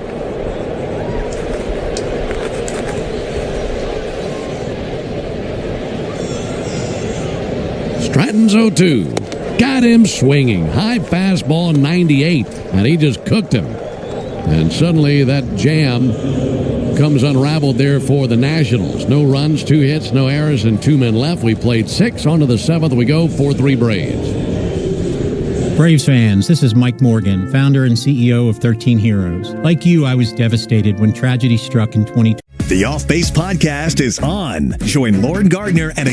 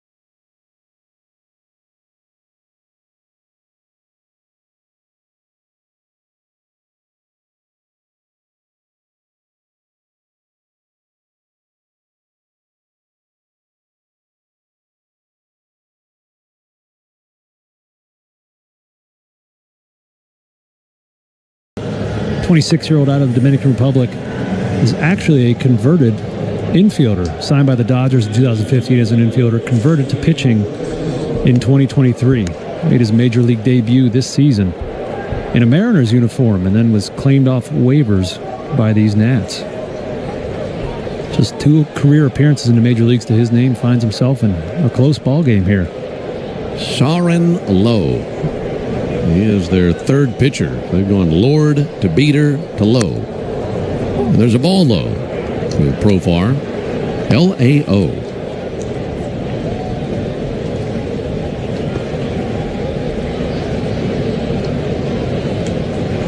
You say actually strike 1 on that. And there's a ball outside.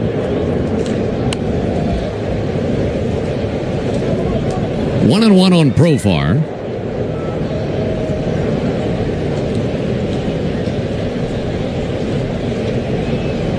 Braves on top 4-3 in the top of the 7th.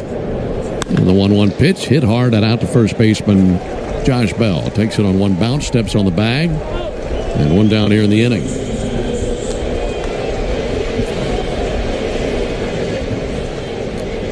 It's always funny watching position players converted to pitchers. They all look kind of rigid out there. It's not a lifetime of perfecting that delivery. It's like, I'll just do what that guy does, and they come up with their own delivery.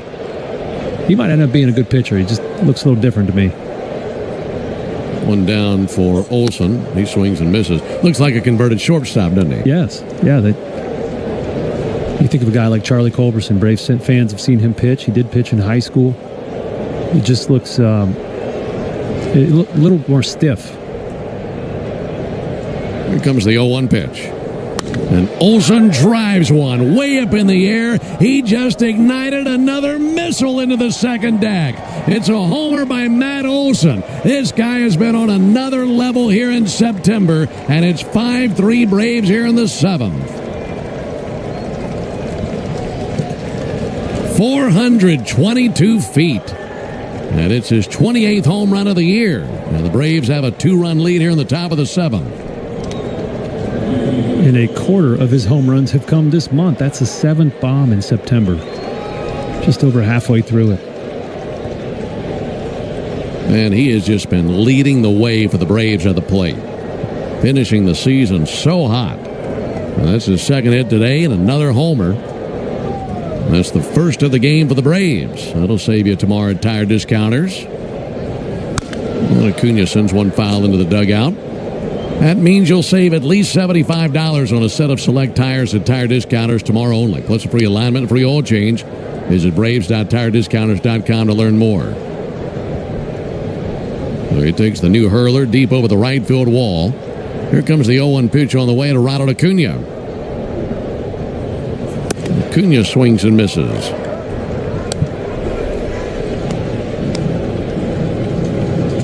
Just get late in the game and let Matt Olson come to the plate and do what he does. And that's been the plan here in the month of September. There's the 0-2 on the way to Acuna. Ball low and outside. Matt now has at least 1 extra base hit and at least 1 RBI in 6 consecutive games. What a week for him.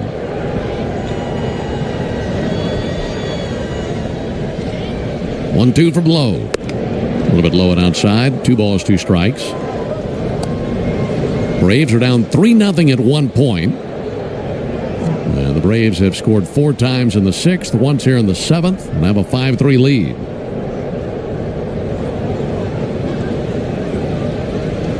Right-hander deals. And the 2-2 to Acuna. Looked like he hit the inside corner, but he didn't get the call from Edwin Jimenez. You got to be thinking, where else am I supposed to go for a strike versus Ronald Acuna if I can get a strike right there? Don't want to go to the middle of the plate. Here's the 3-2 pitch. Acuna chases and misses a slider down and away. That was a pretty good pitch. Yeah, it sure was. Tight little slider, 87 miles an hour down and away.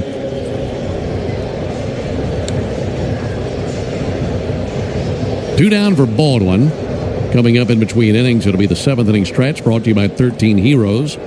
a premium line of spirits founded to honor the lives of the 13 service members killed in Afghanistan in 2021. Help turn tragedy into legacy by visiting 13heroes.com today. Drake Baldwin, the batter, had a big base hit last inning. Takes a fastball for a called strike here.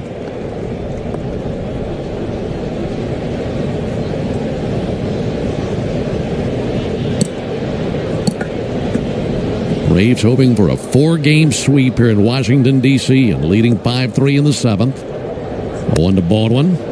Fastball just missed up and in. 1 ball and 1 strike. It'll be on the shoulders of the bullpen the rest of the way for the Braves. Pierce Johnson is tossing for the Braves right now. And should he take over in the bottom of the 7th, it'll be 8, 9, and 1 due up against him. 1-1 pitch. Missed outside.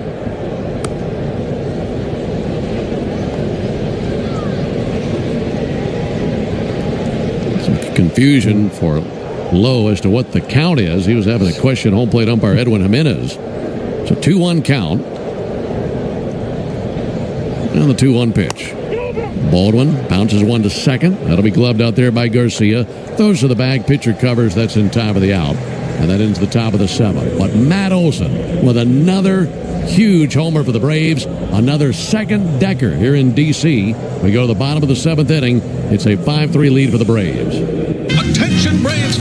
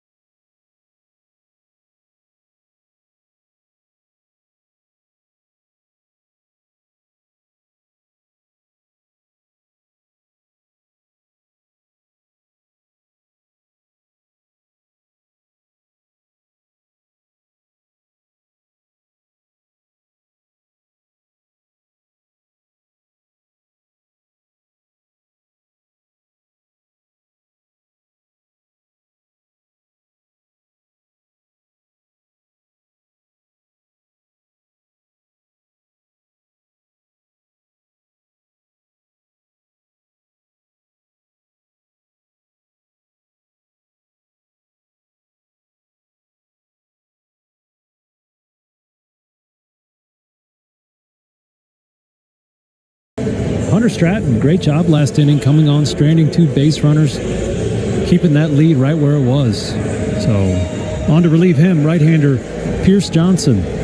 We saw Pierce pitch in yesterday's first game, through an inning with 2 hits, and did give up an earned run along with the strikeout. Pierce, 1.39 ERA since June 13th, second best in the NL.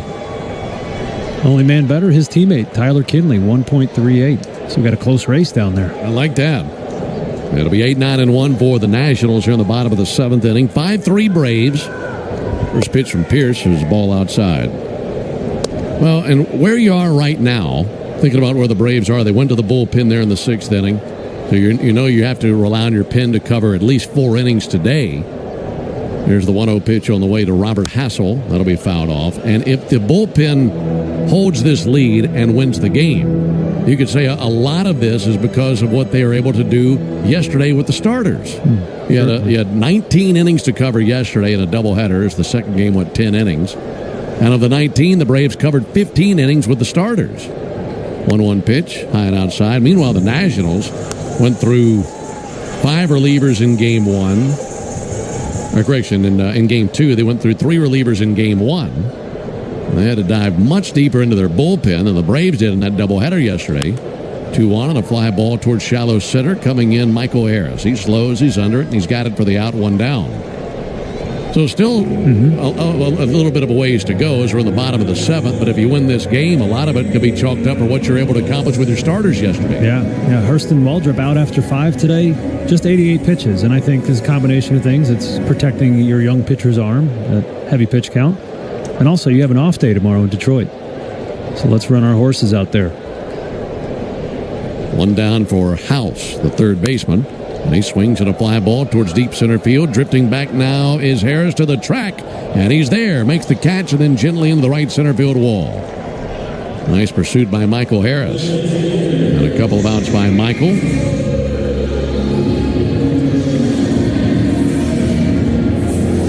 Back to the top of the order to James Wood. Folks, did you know the all-time hot sauce leader in RBIs is the original Louisiana brand hot sauce, and that the original Louisiana brand hot sauce is like a double play for your mouth? That's Louisiana Hot. Buy you some. 2 down for James Wood.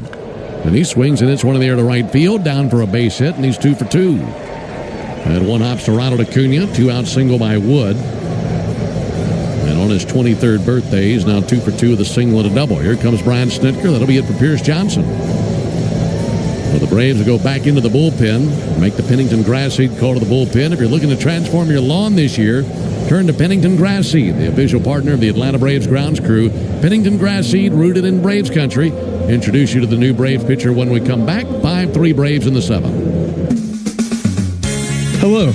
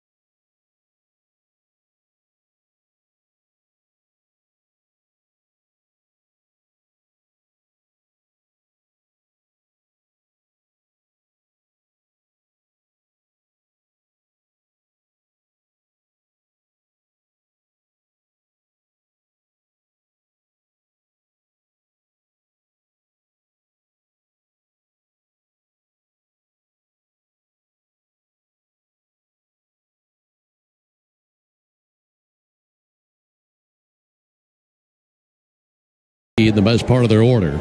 Go with that left-on-left matchup. First pitch from Lee. Yeah, there's ball a little bit low and outside. You and I are looking at this in between innings. If you get Abrams, I mean, you could potentially see Lee come back out for the 8th inning with what they have coming up. There's the 1-0 pitch on the way to C.J. Abrams. And there's a strike on the outside corner. Some of the best hitters they have are lefties.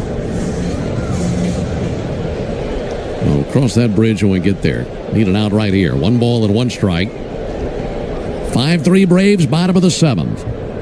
Pitch from Lee. Chase and a miss. 1-2. C.J. Abrams is 2 for 7 in his career versus Dylan Lee. One of the 2 was a homer. And Lee has struck him out twice in his career. Looking for a strikeout right here. 1-2 pitch. Just missed the outside corner with a fastball. What a great 1-2 selection. Count now even, 2 balls, 2 strikes. Abrams 1 for 2 with a single. Left-handed hitter. 2 2-2. Low and outside again with a slider. Where's he go now? I think he goes back to that slider. Sky-high whiff rate on it. Batter's hitting just 164 on it this season, and we know that's where he likes to go when he needs a big strikeout. Wood gets the lead at first. He'll take off. Pitch on the way. Burned him. Swung on and missed at a slider. Went away with that really good slider, and Abrams just couldn't help himself. He went after it, and a very frustrated Abrams walks back to the dugout. That ends the bottom of the 7th. We go to the top of the 8th, 5-3 Braves. Go ahead, caller. Got a question for Michael Harris II? Michael, seriously. Great moments in baseball have been broadcast.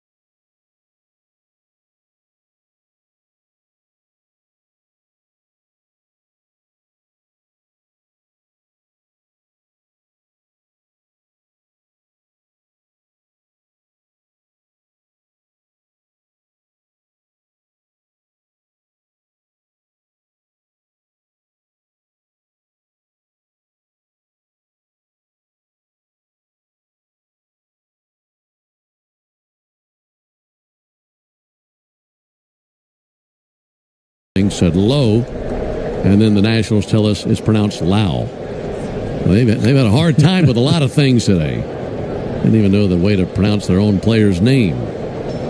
Here's the pitch on the way to Ozzie Albies as he pulls one foul on the right field line. Nats had a 3-0 lead at the end of 5. They scored 3 runs in the 5th inning. And then the Braves got up off the mat, put together a 4-run 6th inning, added another run in the 7th on a solo homer by Matt Olson, which has been the only homer of the game. And the Braves leading 5-3 in the top of the 8th. Ozzie Albies, a couple of walks in the game.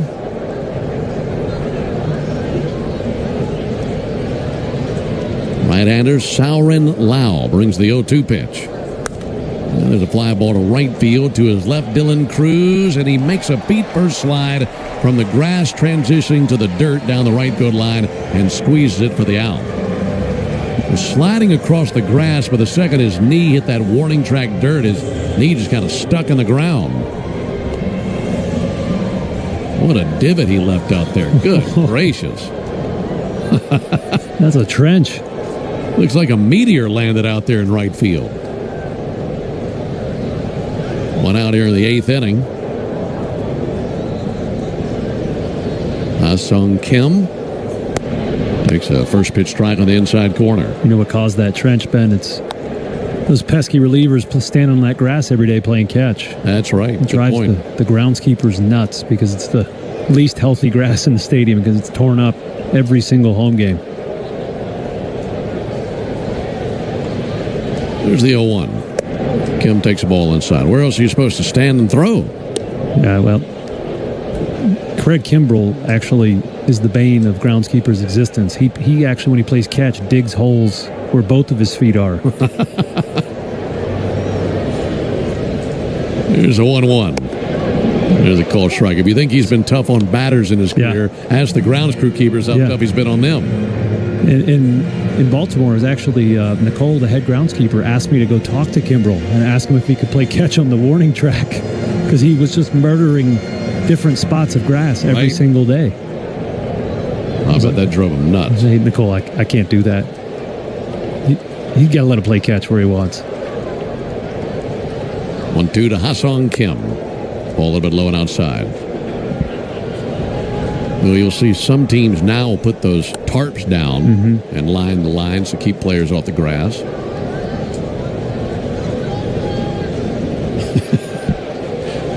Once again, the pitcher Lau had to confirm what the count is with the home plate umpire.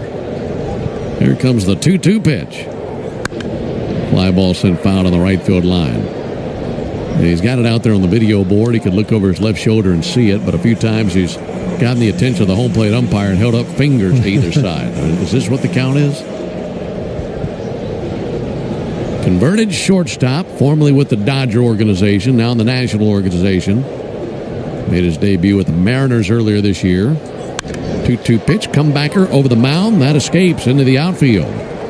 Ha-Sung Kim with a base hit. There's his first hit of the game. Yeah, you mentioned he's a converted infielder, now a pitcher. Longtime baseball trainer Richie Bancells told me that guys that make that switch way more often than not blow their UCL out in one of the first 2 years and then have to have Tommy John just because of how much stress you're putting on that ligament repeatedly pitching, and these guys just aren't used to it. Yeah, it's a massive change. Misting rain starts to fall out of the sky here in Washington. Kim bluffs at first. There's a called strike on Michael Harris.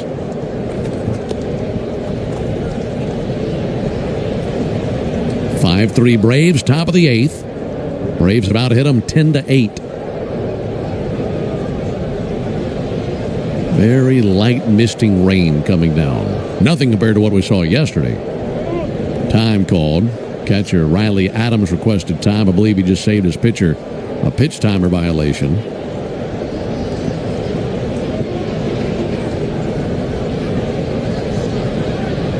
Kim being held by Josh Bell over at first base. Not a very big lead. Lyle brings the 0-1. Low and inside. 1 ball and 1 strike.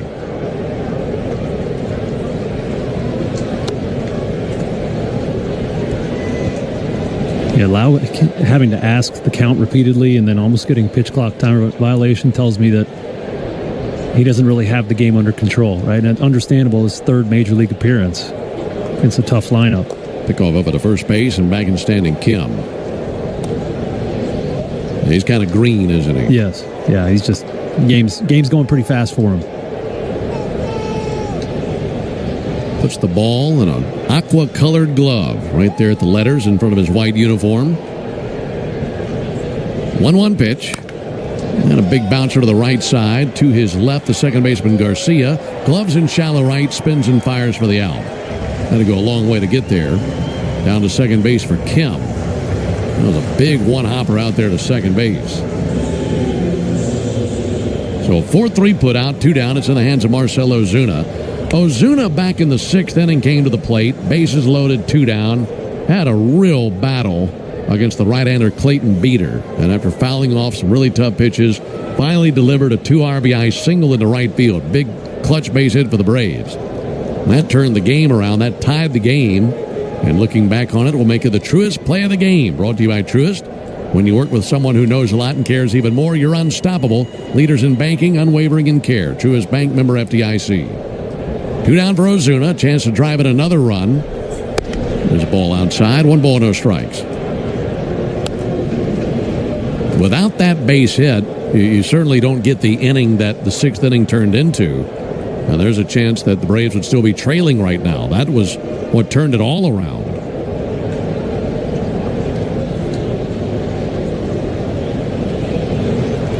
1-0 to Ozuna. He'll foul one off. Sinker down and in.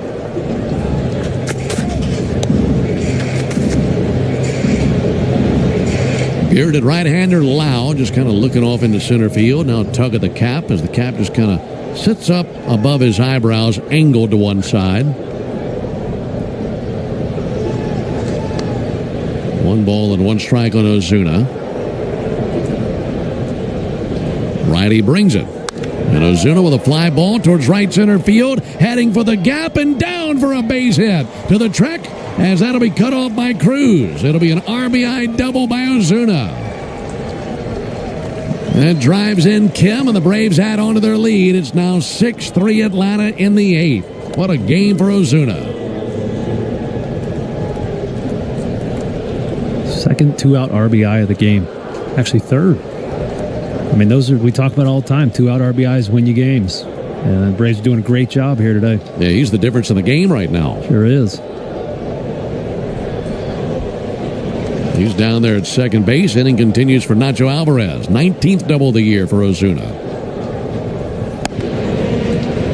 Sinker misses inside from Lau to Nacho Alvarez. Alvarez drove in a run with a base hit back in the 6th inning. And Nacho's gone 2 for 3. So how about the guys batting 8th and 9th, as Ozuna and Alvarez have combined for 5 hits and 4 RBIs. Check swing, fouled back by Alvarez.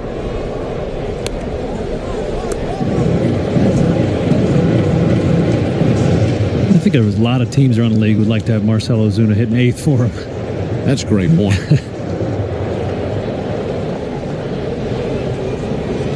Big bat at the bottom of the order. Not your typical 8-hole hitter.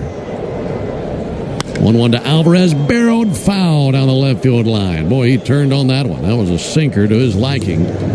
Right in the sweet spot. Just couldn't keep it fair.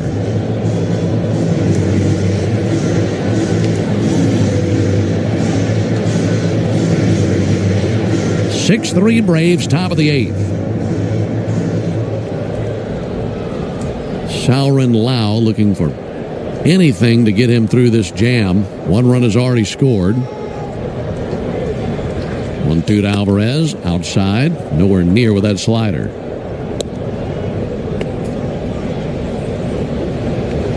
If Nacho reaches, then Profar would come to the plate. Deep breath by Lau.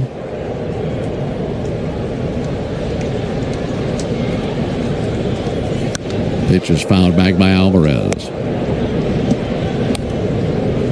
Lau's up 35 pitches, and there is not a mouse stirring in the Nats bullpen, so they're going to let him go. You mentioned this Nats bullpen had a big workload the last few days here. I mean, 3 games and just over 27 hours, so he's got the game. 2-2 pitch. Swing and a miss by Alvarez. Got him with a slider. That ends the top of the 8th with another big base hit by Ozuna. Braves have gone 3 for 10 in the game with runners in scoring position. And all 3 of those hits have come here recently as the Braves have taken the lead and have continued to add on to the lead. We go to the bottom of the 8th inning. Take a hack at guessing which baseball player or manager said the following. I really don't know what to say.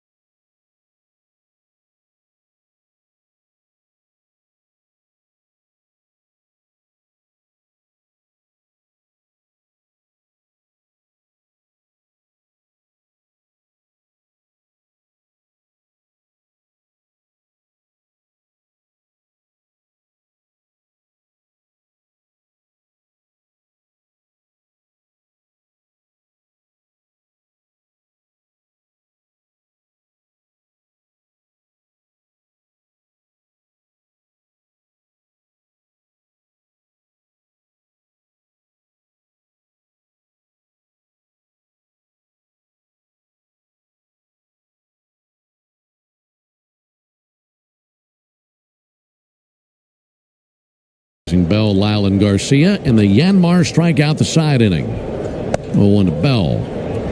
There's a ball inside, 1-1. If the Braves strike out the side here in the bottom of the 8th, our contestant, Nick Wright, will be the lucky winner of a brand new Yanmar utility terrain vehicle. Enter all season long at Braves.com/Yanmar for your chance to win a Yanmar UTV. That'll be filed back. You'll also be entered for a grand prize drawing at the end of the season. That'll be coming up very shortly. Yanmar built together back longer. So pulling for Nick Wright, as he's our contestant near the bottom of the 8th inning with a Yanmar strikeout the side inning. 1-2 from Dillon. Fouled back. Just didn't get a piece. Alongside Darren O'Day and our producer-engineer Jonathan Chadwick, Ben Ingram here with you. Gloomy, cloudy evening, misting rain here in Washington. 1-2 from Lee on a miss outside.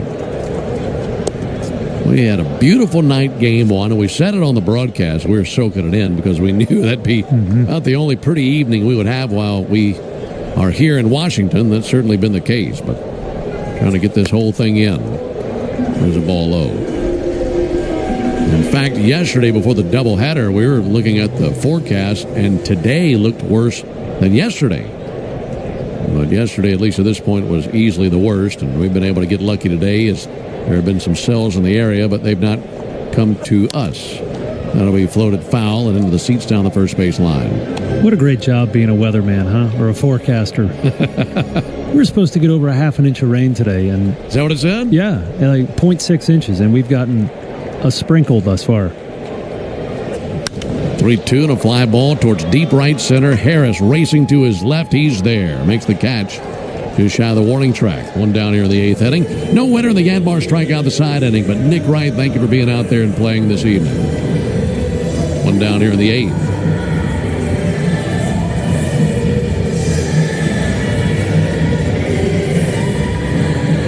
Well, it's hardly the first time that the forecast has been wrong when we've been in D.C. We've been times we've been here where we had a 2-3 hour rain delay and it never even rained. That'll be fouled back. That might have been, I don't know, 2016, 2017. They just kept thinking it was about to hit us, and it just never came. The old no rain delay. Those are a lot of fun. Just stood around.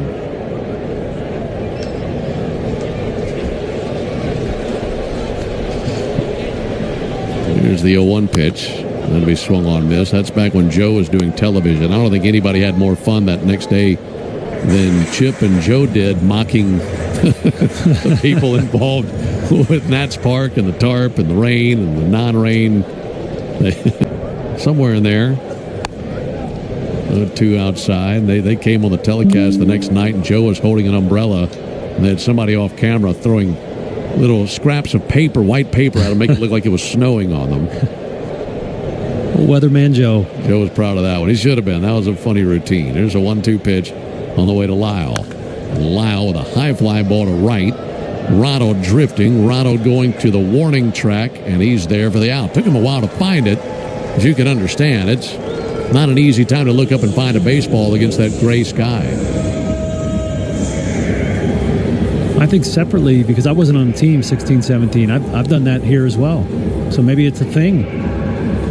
You know, before the game starts, the home team has control of the game. So maybe the Nats are very proactive about that rain. They were then. 6-3 Braves in the 8th. Huge swing and a miss by Garcia. It's in the hands of the teams until, I believe, lineup cards are exchanged. Okay. And then it's in the hands of the umpires at that point. Yeah. If I remember right. 0-1 chase and a miss by Garcia. It's either that or first pitch, but either or, you get the idea.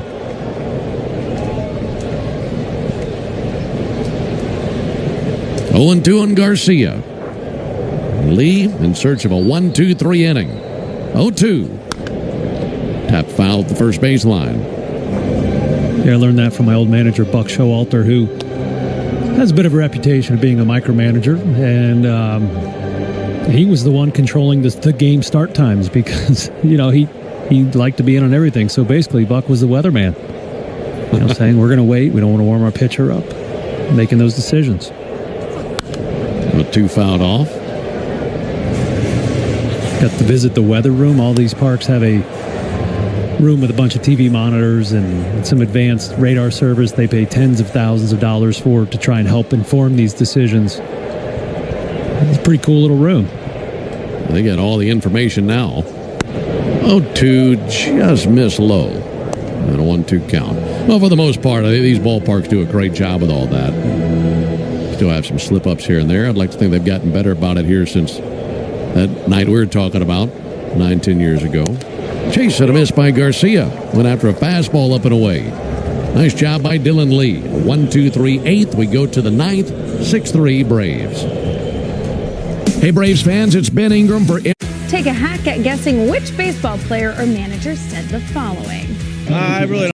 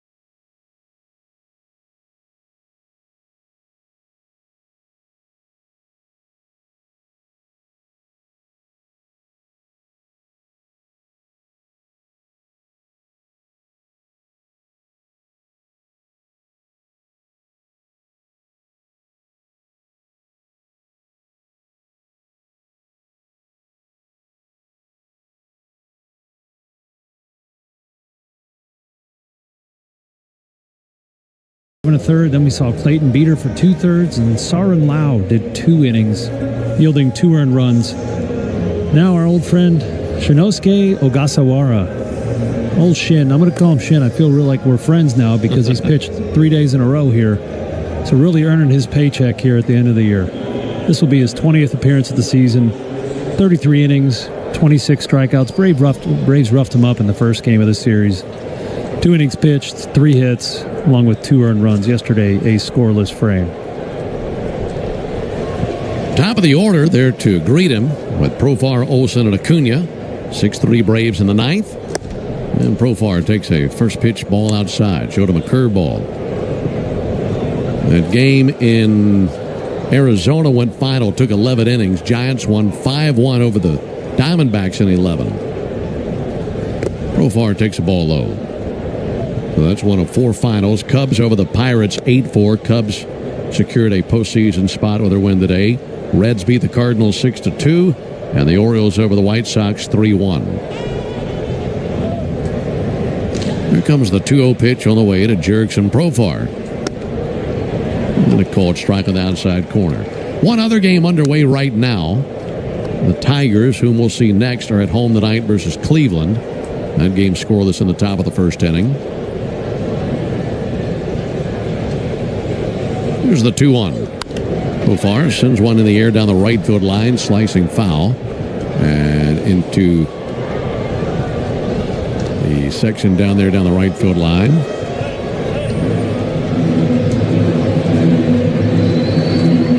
Two balls and 2 strikes. Did Halloween just come early for us? Yeah, buddy. Just did some trick-or-treating. I chose treat. Yeah, the fine staff up here in the press box. They just brought in a tub of candy for us to go through. What'd you get your hands on? Oh, Reese's Peanut Butter Cup. Me too.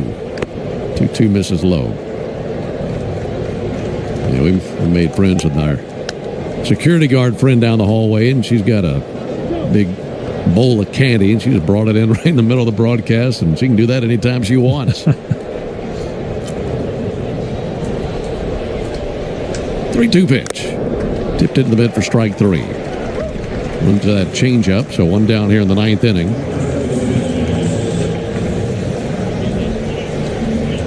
Yeah, what a nice surprise there. That's perfect at the end of a long game. Yeah.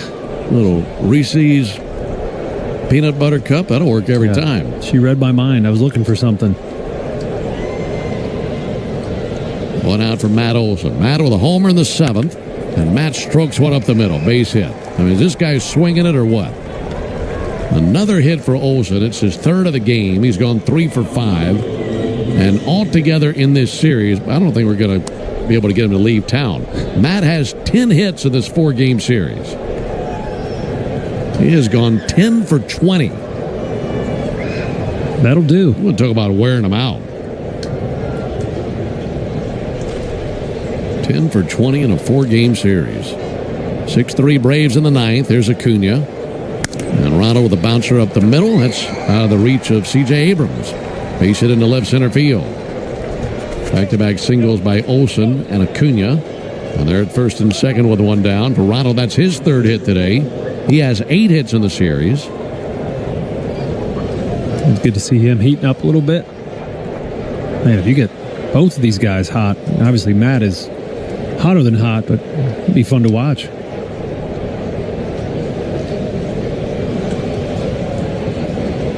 "13 hits for the Braves.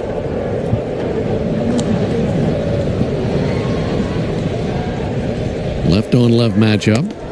Ball high and outside. Well, on top of that, you just mentioned that Ogasawara has made now 3 appearances in this series. He's not fooling anybody. Everybody's seen him. Yeah. Yeah, this feels like a overworked bullpen. Just throwing him out there. 1-0 fouled off by Baldwin.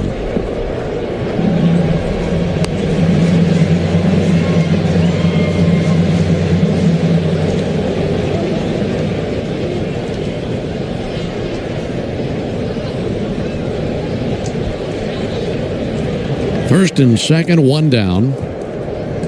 Lefty Ogasawara out of Japan brings the 1-1, and Baldwin clubs one in the air to center field. That'll lay down for a base hit. Olson advances one back, and they are loaded. 3 straight singles by the Braves. Looking to leave no doubt here in Washington. Load him up for Ozzie Albies. And a chance to boost his RBI numbers right here. 14 hits for the Braves now. That's a nice little setup here. Ozzie back to his old ways of mashing left-handed pitching. Hitting over 400 the last couple months against lefties. So you like this spot if you're the Braves. First pitch to Ozzie, and a bouncer fouled on the third baseline. Dane Dunning now tossing as well for the Braves in the bullpen next to Iglesias. That hit by Baldwin is the 50th hit of this series for the Braves. And this is the 4th and final game of this series. 0-1 pitch to Ozzie. Chased a high limb. Missed a fastball. 0-2 on Ozzie Albies.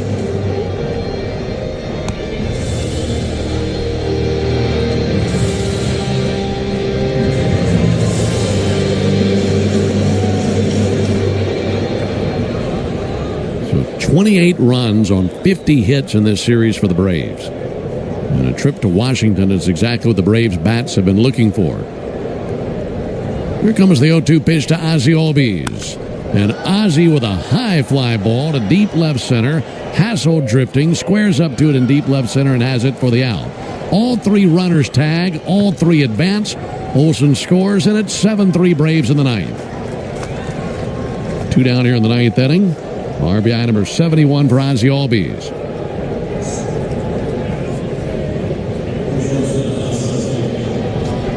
So down to second base for Drake Baldwin. Over to third base for Ronald Acuna. And Olson scoring again.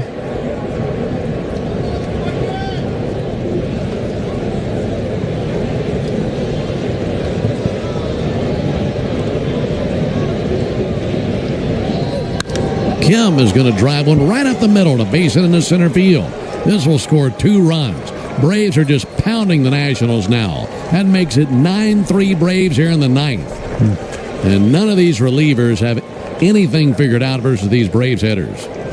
With each new reliever, Braves just continue to mash the baseball at a very comfortable 9-3 lead.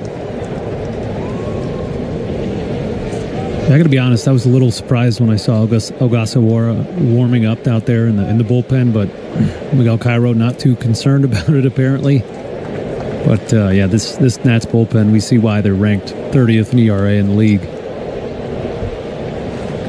2 down for Harris. There's a swing and a miss. By the way, as that play was taking place, I was trying to see how many consecutive games Matt Olson has scored at least 1 run. He has scored at least 1 run in 7 straight games. And a lot of that, he's been driving himself in on homers, which he did earlier, but that time scores on the sac fly. And there's a ball shot up the middle by Harris and a base hit for Michael. Rounding second and heading for third base now is Kim. And it's a single by Michael Harris to put him at the corners, 2 down.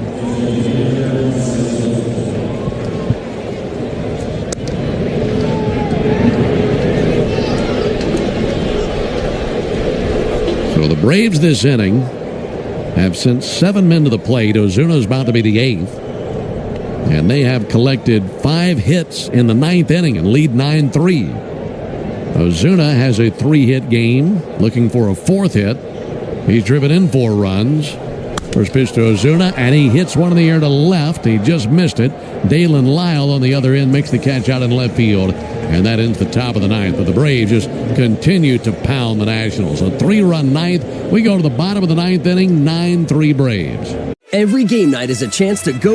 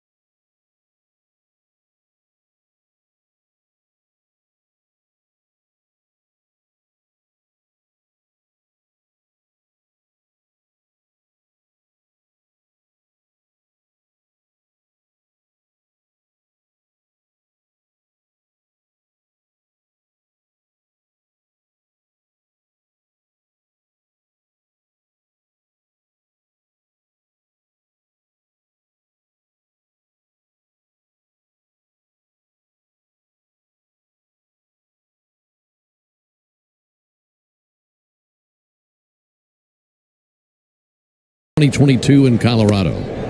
There's a called strike on Dylan Cruz. So assuming that the game ends here in the bottom of the 9th inning and the Nationals don't come back, the Braves have scored 31 runs in this series. There's a ball outside.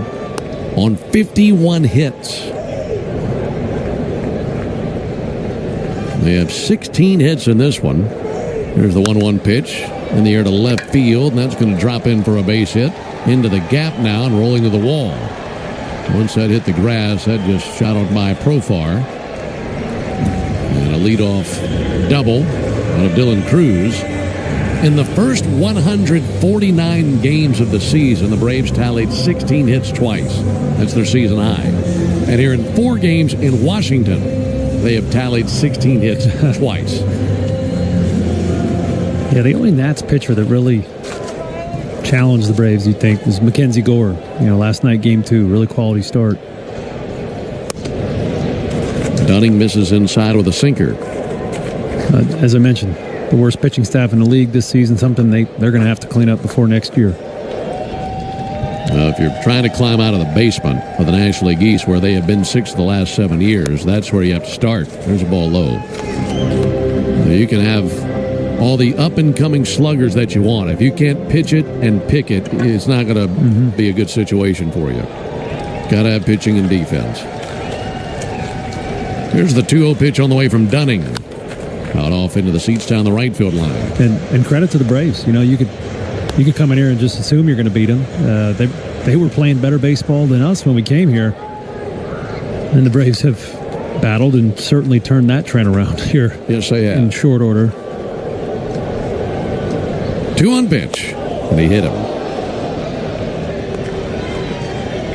It was a sinker from Dunning, and it got Adams on the left arm. So a double and a hit batter. And with that, some action will start up in the Braves bullpen. Well, the 6-run lead, the Braves are hoping that Dunning could get them through the bottom of the 9th inning, not even have to think about Iglesias, but just hasn't been going all that well lately for Dunning. And it continues here. See if he can get a ground ball, turn 2. Robert Hassel, 1 for 3 with an RBI double, and he takes a ball outside. We'll see these Nationals again next week in Atlanta. That'll be Monday, Tuesday, Wednesday of next week. 1-0 pitch fouled back by Hassel, 1-1. All these meetings between the Braves and the Nats, 13 altogether this season, but 7 of the 13 coming in the final 2 weeks of the season. 1-1 pitch. Outside and high from Dunning. Runners at first and second, no one out, 9-3 Braves, bottom of the 9th. 9 unanswered runs for the Braves after trailing 3-0 through 5 innings. 2-1 to second. Ozzy's got it. Squares and fires a second for 1, and Kim on the relay drops it. And they get just the 1 out at second base. He was trying to shoot off the bag, spin and fire, and the ball just came out of his hand. Fielder's choice for Hassel. Now that's a 4-6 put out. Yeah, that's a play that if Kim does return next season, that's a play they'll clean up. That's just 2 guys that haven't played together all that much out there in the middle of the infield, knowing where your partner likes the throw to turn it. Brady House, the batter. First pitch sinker low and outside. I bet they'd love another crack at it right here. Try to iron it out and get a double play in the game.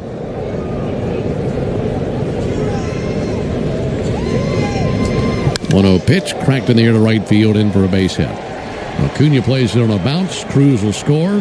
RBI single by House. It's 9-4 here in the 9th.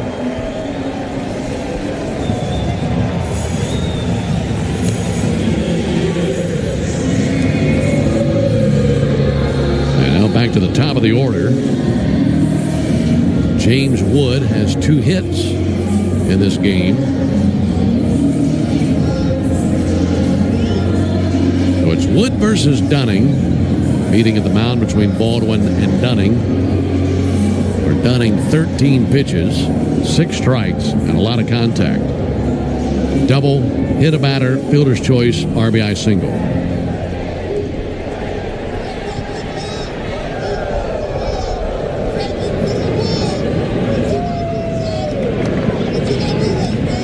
Pitch on the way, and Wood sends one in the air fouled on the left field line into the seats. Tell you what, man, it's game number 153 of the year. Nationals have been in last place just about since the first month of the season. They've got 90 losses. There's the 0-1 pitch. Wood swings and misses. And they still have some loyal fans doing that NATS chat every time they score a run. Those are some diehards. Those are fanatics. 0-2 on Wood. Here's the 0-2 pitch. And he missed outside, 1-2. I mean, there's no enthusiasm there in the chant. Yeah, just checking the box. They're just going through the motions, but they're still here doing it as their team is trailing 9-4 in the ninth. 1-2 pitch. And Wood goes after that cutter load away and misses for strike 3. 2 down in the inning. Right now, let's pause 10 seconds for station identification on the Braves Radio Network. Every Atlanta Braves.